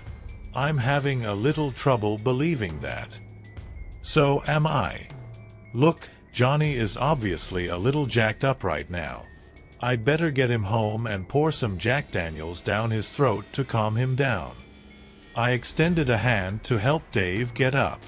"Sorry, dude, I overreacted. But you know I don't like being called that." "Yeah, I know. It slipped out. Stupid me." "No offense taken." Pat put an arm around Dave's shoulder and started to lead him away. "Speaking of JD, we've got a little drinking of our own to do. You guys should meet us at the circus later. I hear they got this new girl from France. The girls there don't shave. Just your type, Johnny." Yeah. Eat me." "But yeah, no." Johnny stroked his chin. "You're absolutely right. We just might see you there after all." "Yeah," I agreed. "We might. But I knew that we wouldn't." I could tell that the little tiff had cleared Johnny's head, perhaps bringing him out of the reverie of the experience in the crypt for good. The wheels were starting to turn. I perceived that his mind was returning to the question at hand. Or should I say questions? Who was responsible for the recent murders, and what did it have to do with me? And now there were more mysteries. The ghost girl, her premonition, and Mordecai's words, "You are the remover." It was as if Johnny read my thoughts. Come on, dude. We've got work to do. Johnny was the epitome of, as Winston Churchill once said, a riddle wrapped in a mystery inside an enigma. He claimed to be of Strigoi descent, a race of Moldavian artists, but I had never seen or recognized any proof of that. If you were to ask me, I would have pegged him as one of the older breeds. One thing I did suspect, though, was that Johnny was a Momser, or polluted one. There's a certain disgrace that goes with the name, although I can't imagine being more stigmatized than being a vampire and having a mental disorder. Perhaps I couldn't imagine it because it wasn't me. In the same way I'll never know what it feels like to be short, I cannot guess whether or not short people are self-conscious of their stature. What I did know about Momser, however, was that no matter how they felt about themselves, they were typically outcasts of both the human and vampire races. That's because they were neither one nor the other. They were half-breeds. Typically, since vampires and humans are of different species, they should not be able to reproduce sexually. I'm not saying that they cannot perform active sex, just that they cannot successfully produce offspring. As with anything in nature, there are anomalies that pop up every once in a while.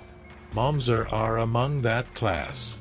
I don't claim to know much about Momser.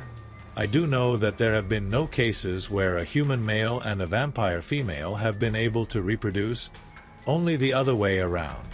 All Momser are the product of a male vampire and a human mother.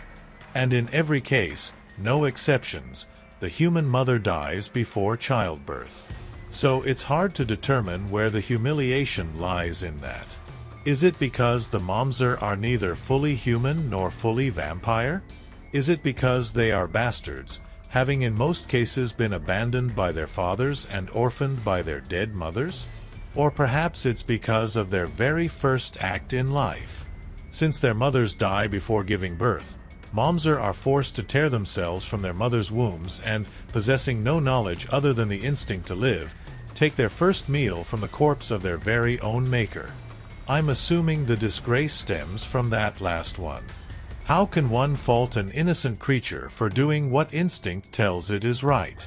It's not as if a sentient being is consciously making a choice to perform an act of barbarism. It's simply a force of nature. Nonetheless, some ignorant people have a prejudice against Momser. And so it follows that Momser usually go through life embarrassed and ashamed of who they are. There are a few who embrace their birthright. You can't fault a peach for being a peach, after all, but more than not go to every length to hide the ugly truth. I'd never met Johnny's family, nor heard much about them. He claimed that he was an only child and told a few anecdotes about fun times spent with his parents in his youth, but the stories sounded forced and well-rehearsed. One thing I've learned is that you can usually recognize a lie by the airtight story that backs it up.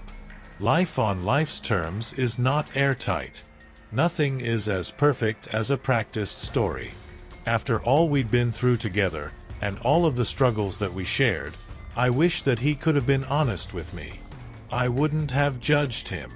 Story writing software Johnny always put on a game face, though.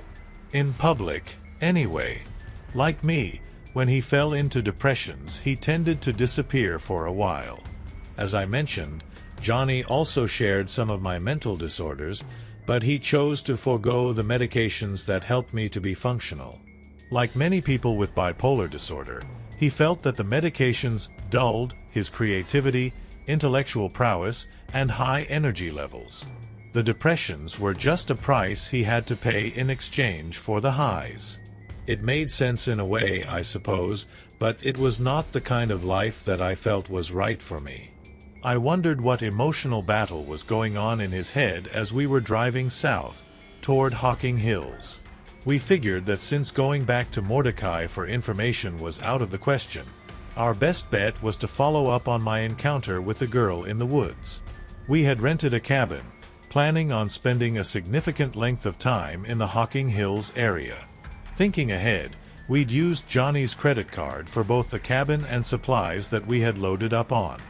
I had managed to get through the previous week without hearing about another attack by our suspect.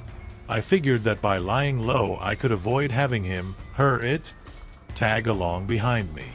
At the very least, even if my stalker did manage to find me and commit another gruesome murder in my wake, there would be no paper trail for the authorities to place me in the vicinity. I felt like I was defending myself on two fronts now.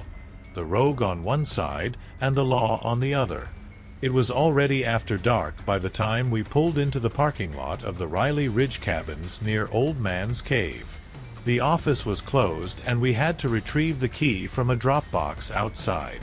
Finding the correct cabin in the dark proved difficult, but not impossible. After helping Johnny carry the supplies in, I left him to start a fire and begin warming up some food. He wasn't a good cook or anything, but it's hard to mess up beans and weenies. I felt an urgency to get outside and on the trail to Old Man's Cave.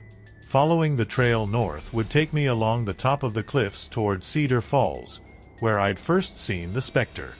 I didn't fully expect to see her so soon after arriving, but nevertheless I was eager to get to the spot where I'd met her.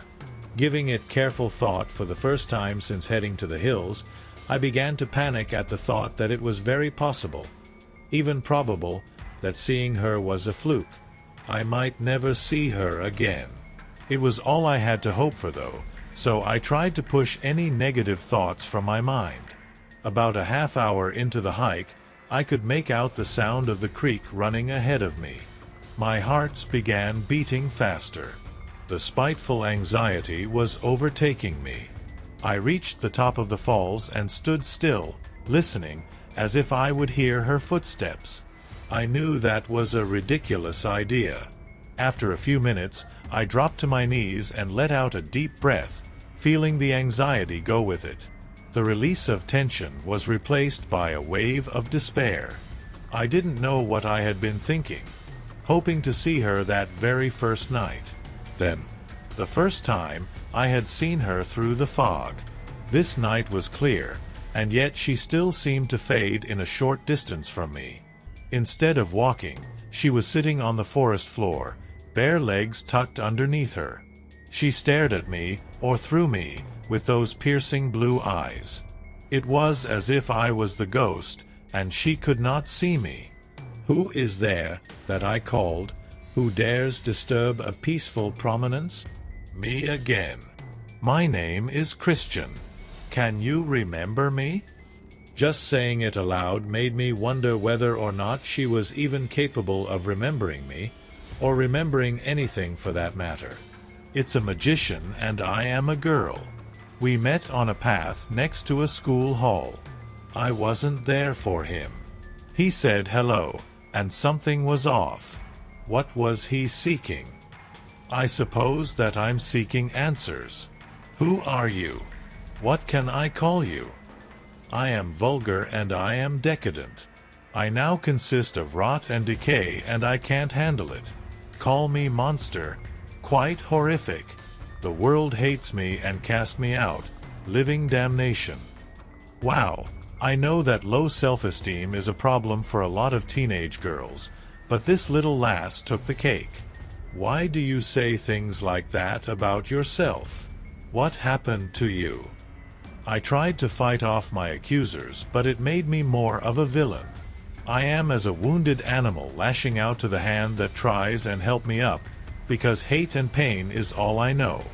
It is all I have been given. If I believed it possible, I would have thought that she was even more morose than the last time I had seen her. Why are you here? I wondered aloud. A single, glistening tear rolled down the side of her pale face. It would never hit the ground, as it was as insubstantial as the eye it came from. I am lost and alone.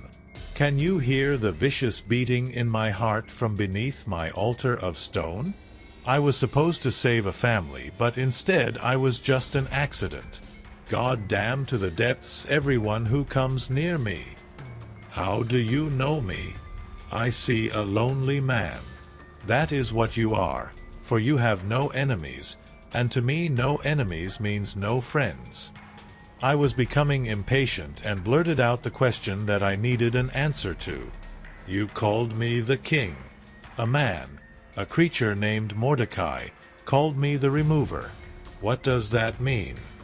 The fate of destiny rests in the palm of your hands. An utterance so bitter, alas, no one understands. A situate so perplexing thy mentality shall seize.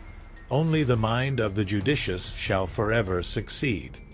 Damn it! Why do you talk in riddles?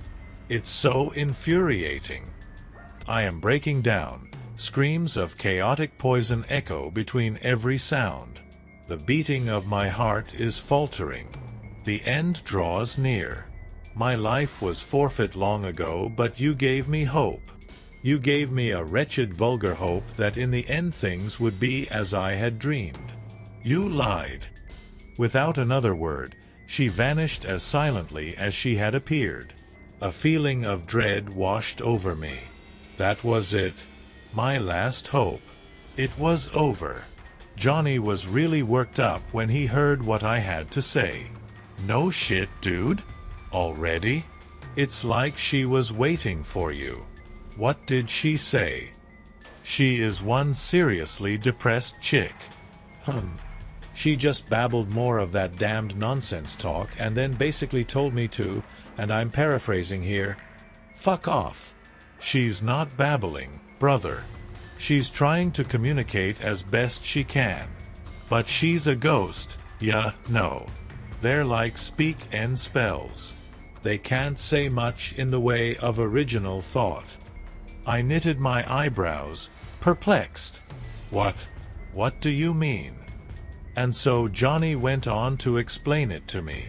When a person, or any living thing for that matter, dies, there are two types of remains. Physical remains and the remains of its life force. Physical remains are just what they sound like. They consist of the body, the corpse, flesh and blood. The empty husk left over after what's inside has been used up. The life force is made up of pure energy. Some call it the soul. Most of this soul disappears. I don't know where it goes. Johnny didn't know where it goes. There are millions of people, both religious and atheist, who don't know where it goes. Some residual energy lingers for a while, though. The soul moves on, but like the afterimage of a light bulb after being turned off, a tiny amount of energy is left behind. The magnitude of the remaining portion depends on the circumstances behind the death of the creature. If it was sudden, unexpected, or traumatic, the energy may feel lost, abandoned, and lonely. I realize that must sound ridiculous when given fleeting consideration, but upon closer examination it makes quite a bit of sense. The term immortality is itself somewhat puzzling, since it seems to imply an absolute time beyond what is obvious to the mind, human and vampire alike. According to all appearances, our ability to understand abstract concepts exceeds those of dogs, monkeys, and other animals. I wonder whether it is possible to imagine a conceptualizing ability exceeding our own in the same way as ours exceeds the ones of dogs and monkeys. To answer no would be highly presumptuous. We are thus left with no alternative that there is no absurdity in evoking the idea of something that we cannot conceptualize. So we give names to these things: soul, God, ghost, eternity, infinity. We feel the need to express these concepts in a way that our simple minds can comprehend.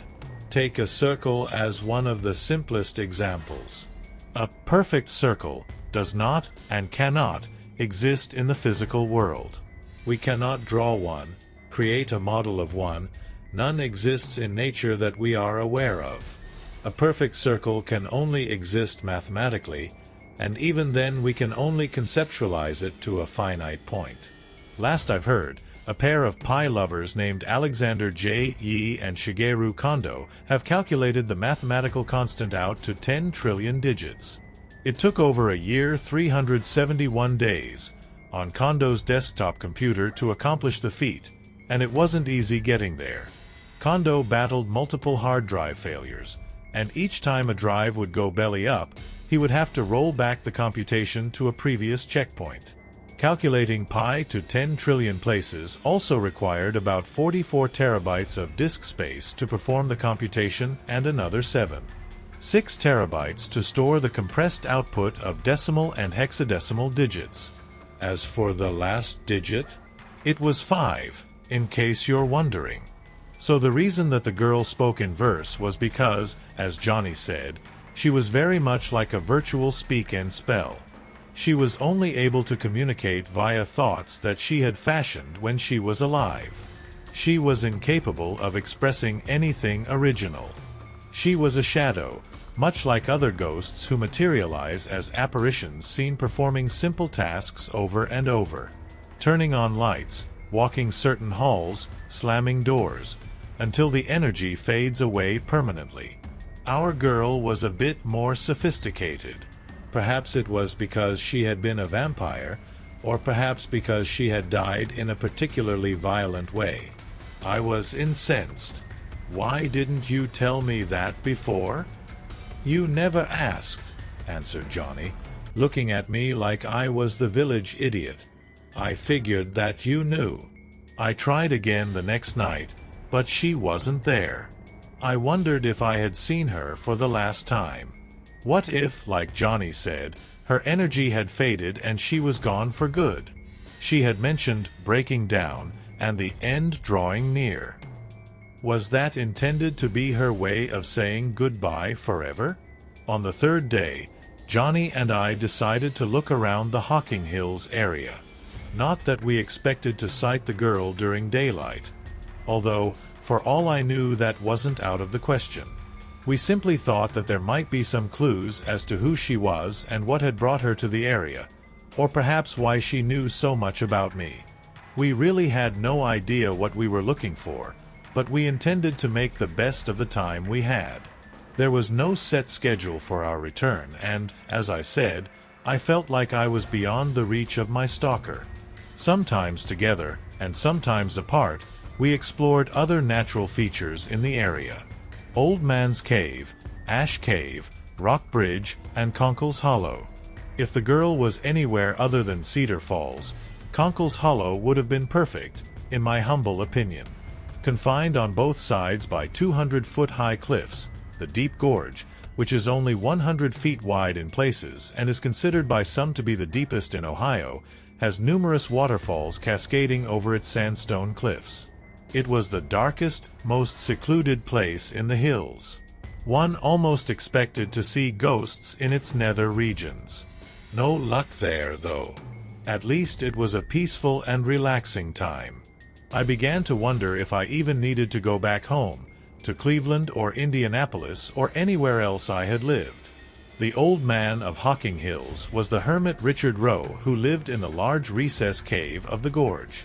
His family moved to the Ohio River Valley around 1796 from the Cumberland Mountains of Tennessee to establish a trading post. He and his 2 dogs traveled through Ohio along the Scioto River in search of game. On one side trip up Salt Creek, he found the Hocking region. Rowe lived out his life in the area and is buried beneath the ledge of the main recess cave. I could easily imagine doing the same. Not near any of the tourist attractions, mind you, but there were a plethora of other secluded places in the hills. If I was safe here, then why should I bother to care if some rogue was running wild among the human population? Either they or other vampires would eventually find and kill him. I didn't care if I was this king or remover of legend. Why should I feel it necessary to carry the weight of the world on my shoulders? At least, that would be my therapist's advice. One more place that I definitely wanted to visit, without a doubt my favorite spot in the hills, was Rock House. I felt that I unquestionably had to take Johnny with me, as he had never seen it. Rock House is unique in the HollowHills region, as it is the only true cave in the park. It is a tunnel-like corridor situated midway up a 150-foot cliff of blackhand sandstone. This cave has a ceiling 25 feet high, while the main corridor is 200 feet long and 20 to 30 feet wide. The cavern was eroded out of the softer middle zone of a sandstone cliff. As one might imagine, Rock House was used for shelter by past visitors. HollowHills, small recesses in the rear wall of Rock House, served as baking ovens for Native Americans using the cave. By building a fire in the small recesses, the rock became heated on all sides, and food could be baked in this crude manner. Further evidence of past use is evident by the presence of chiseled-out troughs found in the stone floor. When rainfall is abundant, springs of water permeate through the porous sandstone and flow into these troughs fashioned by man and, when full, continue across the floor and out of the windows in the cliff face. In this way, residents were able to maintain a small water supply in Rock House. According to local folklore, other not-so-welcome visitors frequented Rock House. Robbers, horse thieves, murderers, and even bootleggers earned Rock House its nickname as Robber's Roost. Numerous dated carvings in the rock bear evidence of this area's long-standing popularity. One such carving in the form of a book bears the letters Itfbrar, Itfomtaw, which means, in the fall, buck run bananas are ripe, in the frost fall, a wise man takes a wife. Buck run banana is local slang for the fruit of the pawpaw tree. After being given this short description, it didn't take long to convince Johnny that it was something he had to see. In fact, Since I had pretty much resolved myself to the fact that I might never see the girl again, I suggested that we take along our bedrolls and some food and spend the night in the cave. It would be dark by the time we reached it, and climbing back down the cliff face was difficult enough in daylight. Although there were steps chiseled into the back, sloping face of the hillside which allowed access to a section of the cave, Johnny and I chose to scale the west face, which was a nearly vertical cliff. We enjoyed the challenge, in addition to the fact that there were a couple of other cave-like niches to explore on the way up. As we neared the large opening to Rock House itself, we heard voices and peals of laughter from inside. I prayed that it wasn't more partiers. That's all I needed right then. The climb had been enough of a diversion to work the tension out of my shoulders, and I was beginning to relax and put recent events out of mind, if only for a night. Coming closer still to the fissure in the cliff face, I could discern that the voices sounded as if they were coming from people older than teenagers, probably belonging to a group in their mid to late 20s. There was also a sweet, if somewhat skunky odor wafting through the cool night air. Johnny would have said it smelled like peace, love, and good happiness stuff, but I could tell that it was marijuana. I called ahead so as not to startle them. "Ahoy there! 2 climbers coming in." "Howdy, strangers," called the noticeably happier of 2 women. The women did appear to be in their mid-20s, and were accompanied by 2 men of approximately the same age. Seemed like nice, respectable kids, too. Noticing our backpacks, one of the men said, "Planning to spend the night?" "Yeah. Hope you don't mind if we join you. We can move on to another hole in the wall if y'all are, busy." "No, not at all," said the less happy woman. Suddenly animated, she stood and came over to shake our hands. "I'm Amy. These are my friends Rob, Betsy, and Matt." "Pleased to meet you, Amy. I'm Christian and this is my best bud, Johnny." "Christian. Cool name," she said coyly.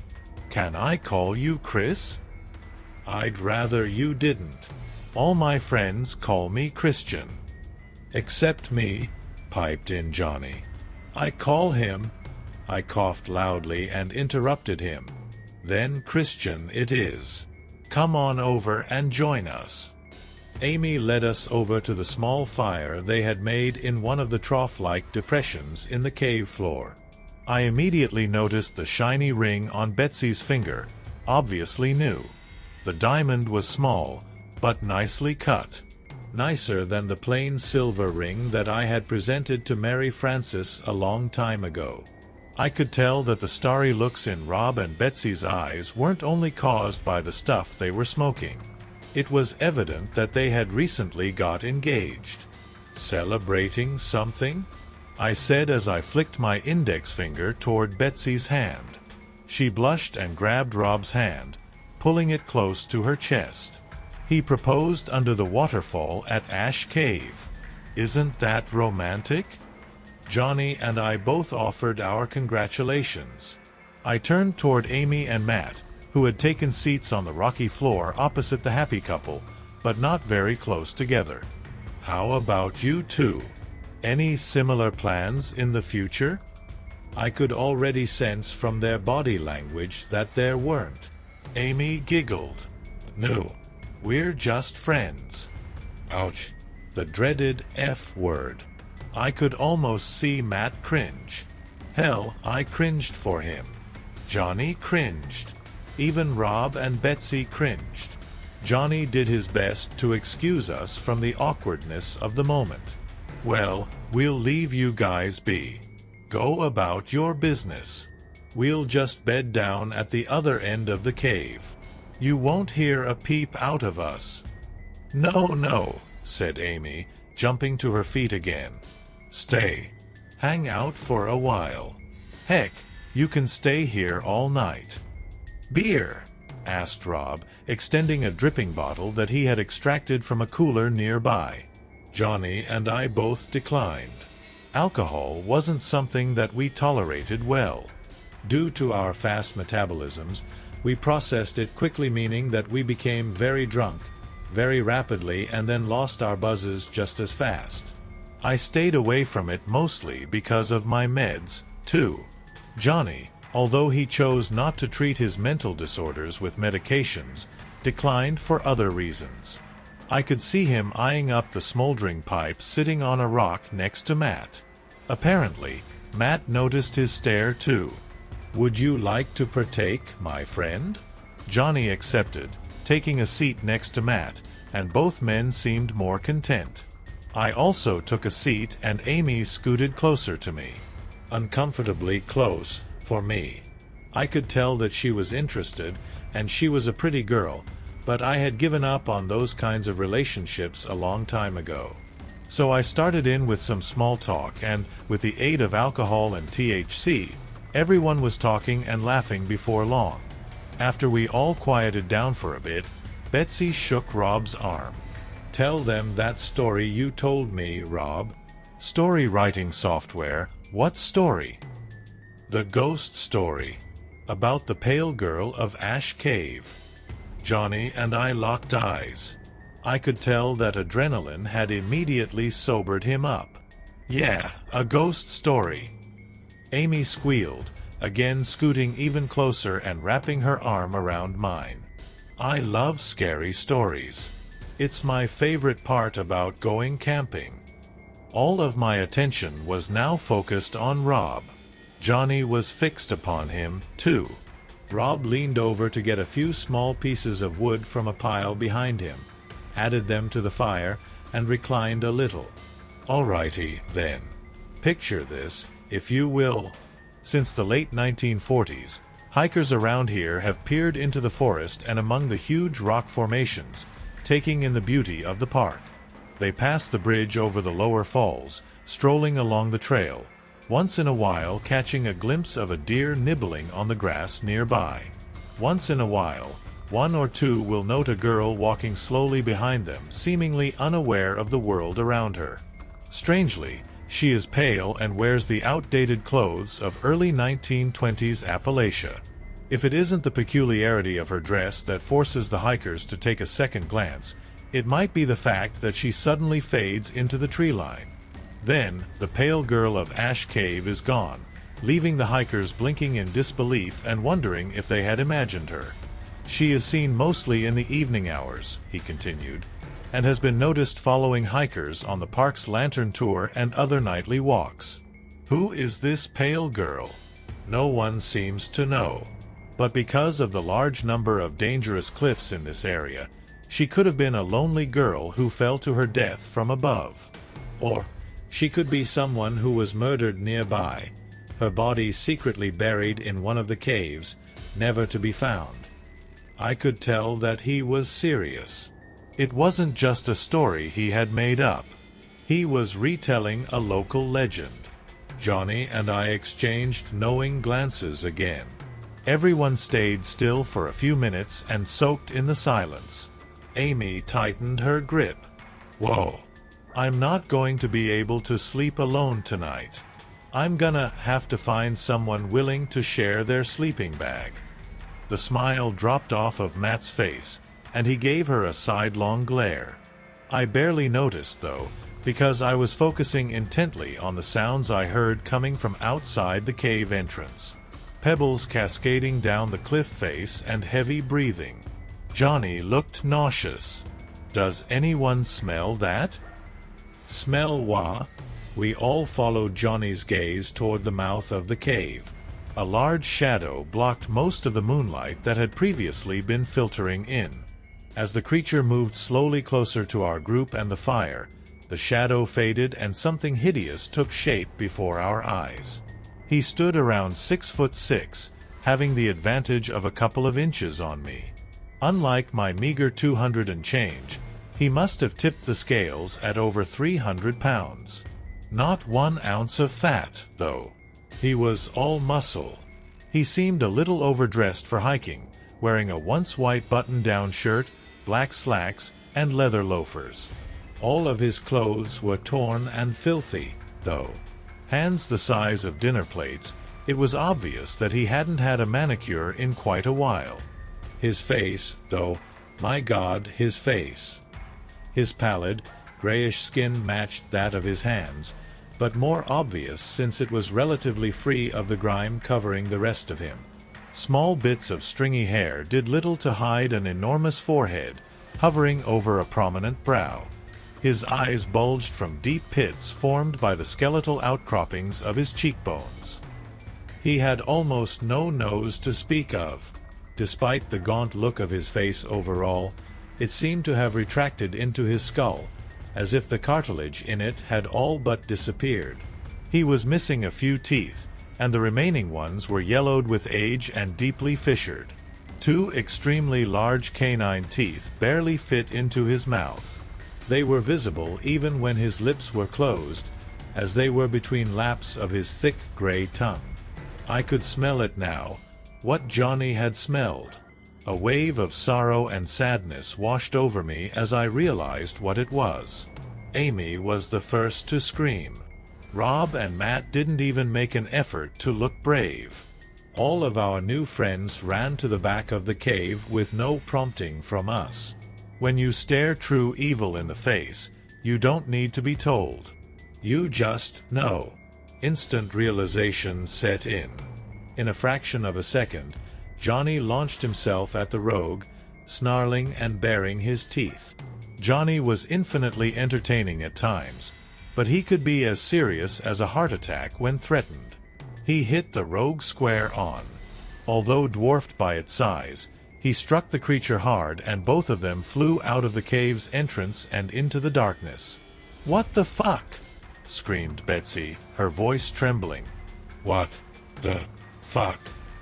I could hear scrabbling and rocks falling outside, and I shouted for the 4 kids to get back. Run for the exit at the far end of the cave, if they could. In a short time, Johnny climbed up through the opening in the rock that he had fallen out of a few seconds earlier. He was followed immediately by the rogue, who grabbed him and pitched him aside like a rag doll. Then, ignoring Johnny and I altogether, he moved toward the humans. They had run away from the fire and into the darker recesses of the cave, where it was more difficult for them to see. I knew that the creature would have no problem seeing them, though. From Matt's scream, I could tell that he was the first to be overtaken. I've been around the block, but the cracking sound as his rib cage was squashed sickened me. Amy came flying toward us. Johnny and I lunged ahead in an attempt to catch her, but it was of no use. She was dashed against the rock wall to our left, her pretty face dissolving into a spray of blood, bone, and gray matter. The smell of ichor hung heavily in the air along with the stench of voided bowels. Disoriented by the sights, sounds, and smells, I hadn't noticed that the screams had stopped, and the cold reality hit me that the happy couple was no longer with us, either. 4 dead. Less than a minute had passed. The rogue turned toward us. He didn't make a move to attack. He just stared, breath rattling in his chest as before. Johnny shrieked and threw himself forward again. Enraged, I joined him and we both rushed headlong at the beast. If I was this king, or remover, or whatever, then I would have nothing to worry about. If not, we were probably as good as dead already. Johnny slashed at him and I clung, biting at the back of his neck. We drew blood, but it didn't seem as if we were making any headway. He waved his rippling, muscled arms about and shook us off like a drenched dog shedding water. Then he ran toward the cave entrance. I couldn't understand why he was running from us. He could plainly have overpowered us. Nevertheless he did, so we gave chase. He reached the mouth of the cave and leaped out into the night. Johnny and I reached the edge and stopped. We could see him at the base of the cliff, standing in the knee-high water of the creek below. He looked up at us a final time and then ran off into the trees. How he could have fallen from that height into shallow water and remain able to run off without even a pause was anyone's guess. As I stood there surprised, confused, and saddened. Johnny eased over and draped an arm around my neck. You smelled it too, didn't you? Yeah, brother. I did. I'm sorry. You have nothing to be sorry about, Johnny. Johnny tore his eyes from the place where the rogue had fallen and stared out into the night. You have my sympathies, then. I wish that he wasn't. But he is. He's Brookalak, my own kin. Clearly, we couldn't leave the cave in its current condition. That would have been too much for the authorities and the public to process. For ghastly murders? Surely it couldn't have been the work of any one human, or any animal for that matter. There would be a witch hunt. We didn't think that we could hide it forever, but we could at least stall an investigation. We spent the night trying our best to clean up the scene. With as much reverence as possible, we transported the bodies down to the cliff base, and then downstream on Queer Creek until we reached a part deep enough to carry away the corpses. When they were found, undoubtedly before the next sunset, first glance might indicate that they had drowned and been battered on the rocks. A closer investigation would prove otherwise, but at least it would buy us a little time. I needed to see the pale girl again. As Johnny and I were cleaning up in the creek, I dropped back on my haunches and turned to him. I gotta be honest, Johnny. I was about ready to give up. Say, F it all and just go on about my business. But he's not going to let that happen, is he? He's going to follow me to the ends of the earth. Not if we get to him first. And we will, Christian. I'm in this until the end. How can you be so confident? A monster like him, he's not going to be able to resist killing again. I was hoping to avoid that. Johnny stood, looked at the ground, and slowly shook his head. You're too soft, bud. If you want to make an omelet, you have to break a few eggs. Not if I can help it. Then, my thoughts ran in a different direction. I don't know why, but I get the feeling that the girl must have something to do with all this. You heard that kid's story. She was murdered nearby, buried in a cave. Story writing software. Okay, dude. Numero uno. It was a story. A legend. Numero, 20. He said murdered or fell off a cliff. Admit it. You're just hearing what you want to hear. I understand you want to make sense of it all, but some things just don't make sense. Whatever, Johnny. I'm still going to keep searching for her. Then I'll be right behind you, man. There was something gnawing at me. Something that was in the back of my mind. Like pieces of a puzzle that I was holding on to and trying to figure out how they went together. Hang on. The kid called her the Pale Girl of Ash Cave, didn't he? Not Pale Girl of HollowHills or just Pale Girl. I've seen her in different places, and from his story it sounds like she's been spotted just about everywhere in the park. So why is she called the Pale Girl of Ash Cave? Why that specific location? It was starting to come together. And what she said to me, it makes more sense now. Beneath my altar of stone. I know where to find her. Ash Cave can be found in the southernmost reaches of HollowHills. It is without a doubt the most spectacular feature of the entire park. Ash Cave is the largest, most impressive recess cave in the state. The trail to Ash Cave winds its way through a narrow gorge lined with stately hemlock trees. The gorge is approximately 1/4 of a mile in length and gives way to the massive overhanging ledge and cave with surprising suddenness. The cave is massive, measuring 700 feet from end to end, 100 feet deep from the rear cave wall to its front edge with the rim rising 90 feet high. A small tributary of Queer Creek cascades over the rim into a small plunge pool below. Due to the astounding spectacle of the cave itself, many of the other features in its vicinity are often overlooked. One of these is Pulpit Rock, the largest slump block at the cave's entrance, which served as the pulpit for the local people's Sunday worship service until a church could be built.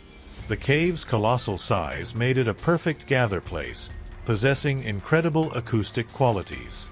In fact, 2 spots under the recess have the qualities of a whispering gallery, a hemispherical enclosure in which whispers can be heard clearly in other parts of the gallery, such as the ear of Dionysius in Syracuse on the island of Sicily. I explained my revelation to Johnny. "We'd better get there quick," he replied. "It's nearly dawn. Park visitors will be showing up soon. It'll be easier to have a look-see if we have some privacy." We set off at a fast pace, at least as fast as we could after a long night.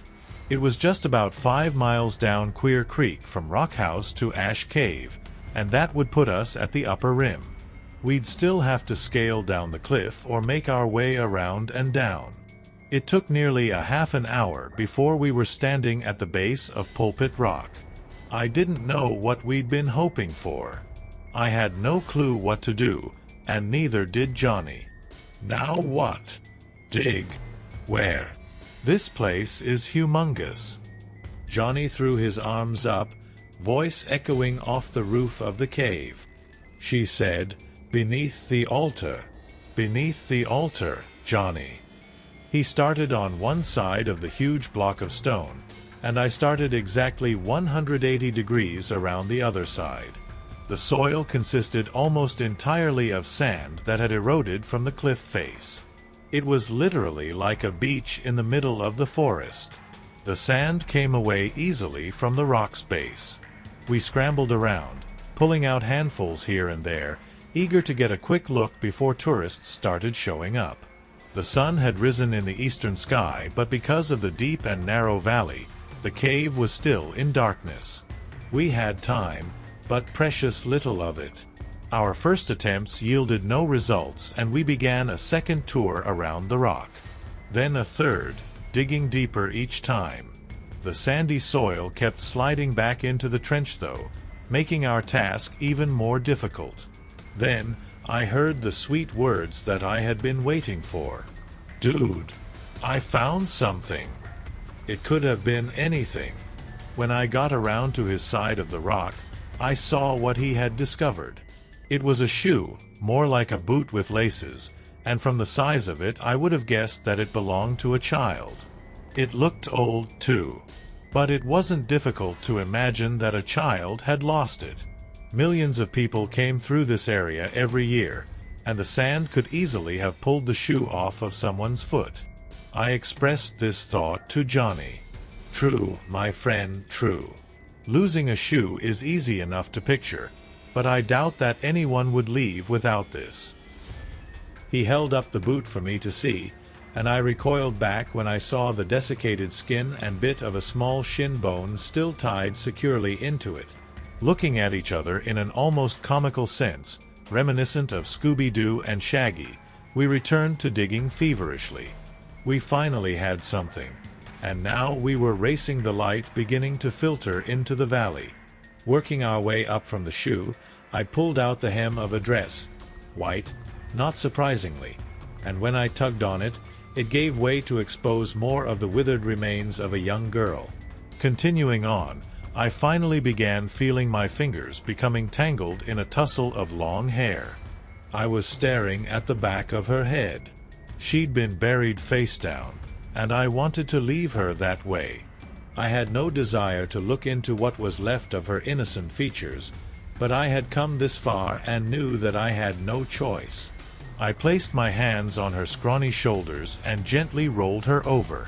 To my surprise, the dry sand and cool cave air had performed a sort of natural mummification process. The skin of her face was waxy, but otherwise retained the freshness of a living person. More to the point, though, was that she looked exactly like the girl I had been talking to in the woods. She was still clutching something tightly in her arms. It seemed to be a 5-inch by 7-inch pad of paper bound at the top with metal buttons. Like her body, the dry sand had preserved it very well. I carefully slid it from between her crossed arms and turned it over in my hands.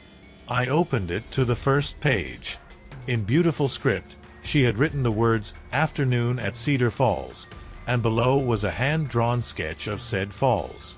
I turned to the next page and found the words, "The Old Mill," over another sketch of a grist mill.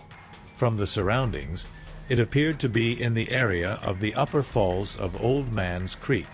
The next page yielded a drawing of Ash Cave with the inscription, "Wildflowers at Ash Cave." It was the next and final page that caused my chest to tighten and my body to go numb. The inscription read, "He is watching," and below it was a drawing of him.